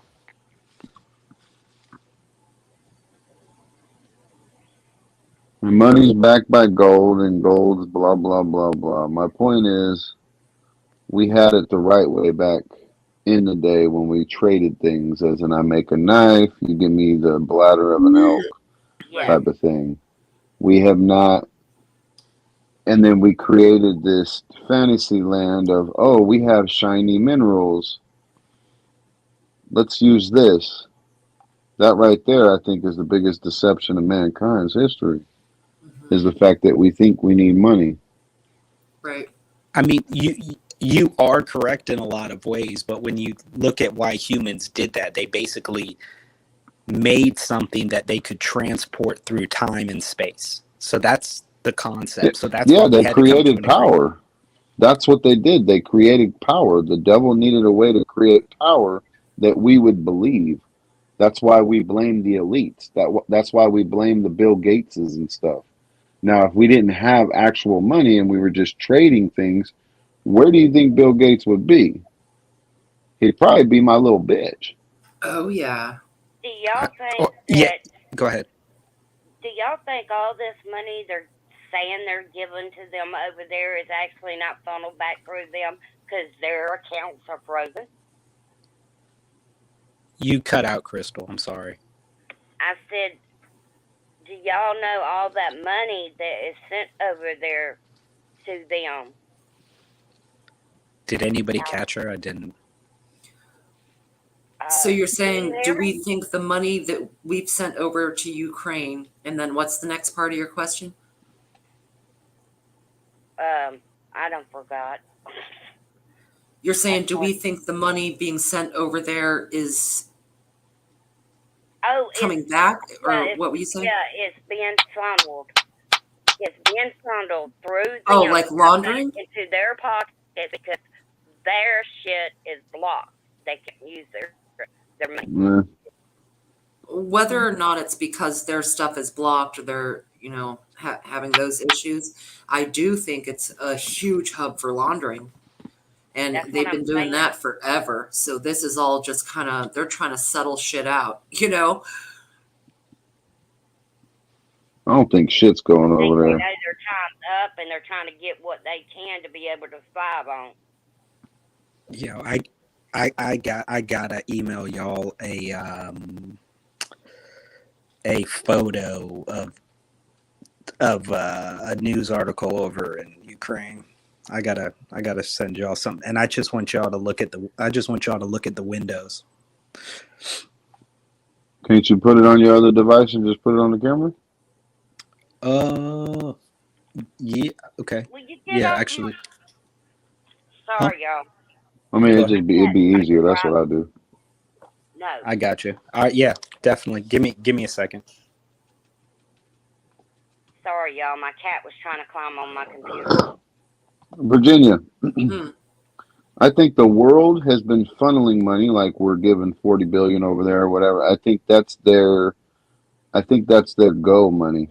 I think that's their way of hiding the amount of money that they're spending on rocket ships and stuff when they leave this earth. Everybody knows that Black Project money is what NASA is for. That's exactly. Catherine Austin Fitz. And they need plenty of more of it. You know what I mean? So what other way of doing it other than stimuluses? I don't think they're going to leave the earth. I believe that they have tunnels down there and they have the place set up where all they do is that they can duck out in that place and live like kings and underground. Yes. Yeah. Hey, Virginia, look up whenever you get a chance. Sometime look up Catherine Austin Fitz. She was part of a team who tracked a whole bunch of money that was like Black Project money that just disappeared. I think and she actually made like a little kind of like a children's book type deal to teach people about it. But I think you'd like her. I see her here. Yeah. Interesting. Damn, I'm loving tonight because we are hitting so many rabbit holes. Hey, appreciate you being on, man.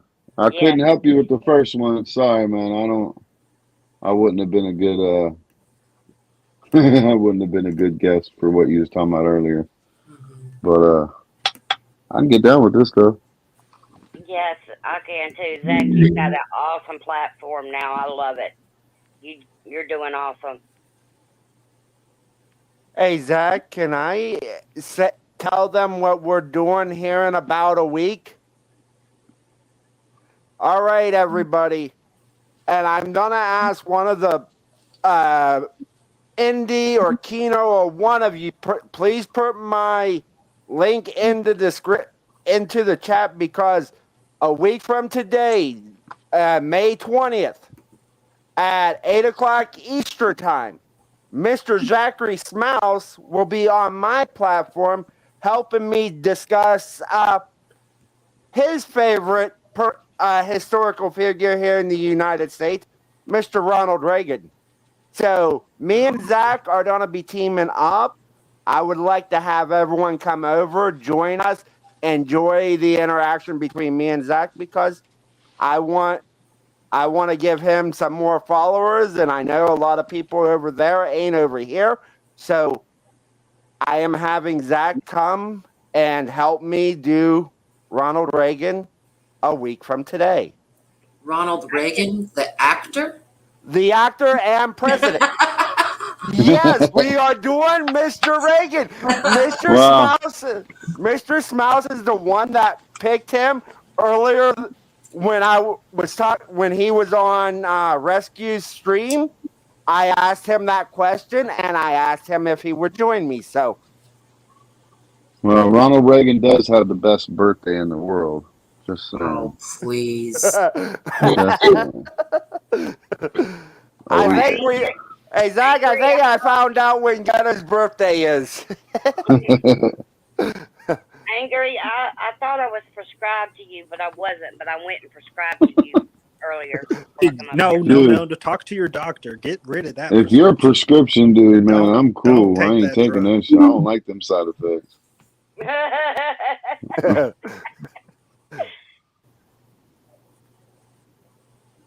Do you have oily discharge after going to the Angry Conservative? Hey, so channel? my other phone, my battery, it's got to charge a bit. That's why I had to switch. Sorry.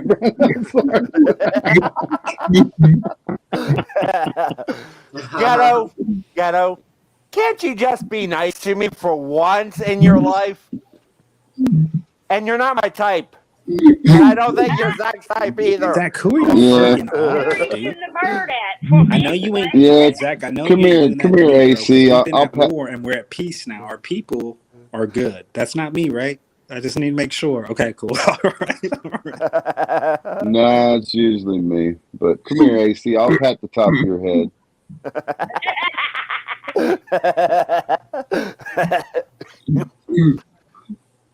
But I already got him choking. Zach, I do love your new platform. I love that you decided to do this because you're doing an awesome job, my friend. Yes, you are. You suck, Zach. I love you, though.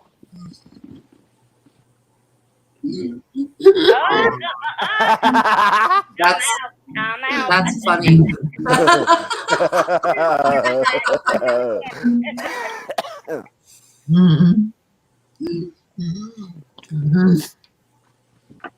All right, well, I'm leaving, but for real. And thank you for having me on, Zach. You did an awesome job. Yes, you did. And you going on tomorrow?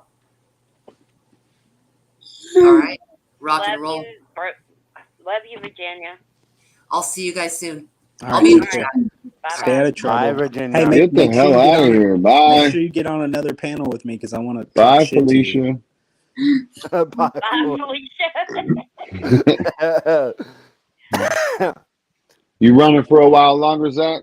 Cause I was gonna join Virginia. Well, not join her, but I gotta go eat some food, man. Get my ass to bed. I got a long day tomorrow. I just got a few people coming over to start on my house.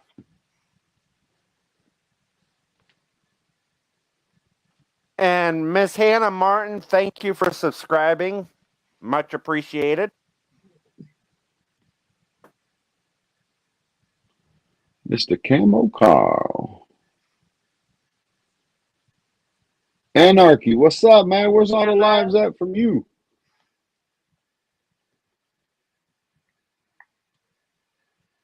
Still rolling with that AOL freaking CD, probably.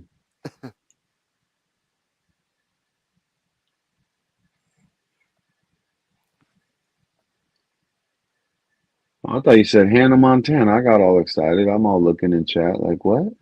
Hannah Martin. All right. Well, Hannah Montana is a piece of crap. I could fantasize about her being Hannah Montana. She's old enough now. And Redneck, thank you for subscribing. She's evil. Nah, that ain't for us to judge, though. Bill Gates might not even be evil. I don't know. That's not for me to judge. I'm not God. Although I agree that he is, but still. That's the...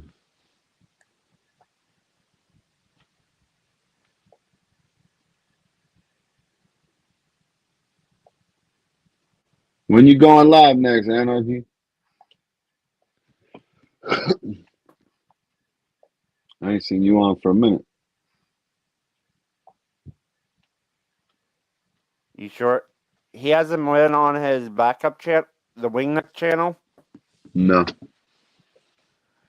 I usually get notified for both of his, but last time he was on, his internet was wonky. I think it was going, messed up there for a while. Well, they've messed up mine. Sometimes my Angry. stuff Oh, go ahead, Zach. that anybody's even on. Go ahead, bro. Well, hey family, thank you for letting me do this informational podcast and then discussing more topics. Have a great night and I love you all. Rescue is live. Love you too. Love you, Zach. Thank you, Take bud. care. Bye, everybody. Bye, everybody in chat. I love y'all. Y'all take care. Night. Love you, baby brother. We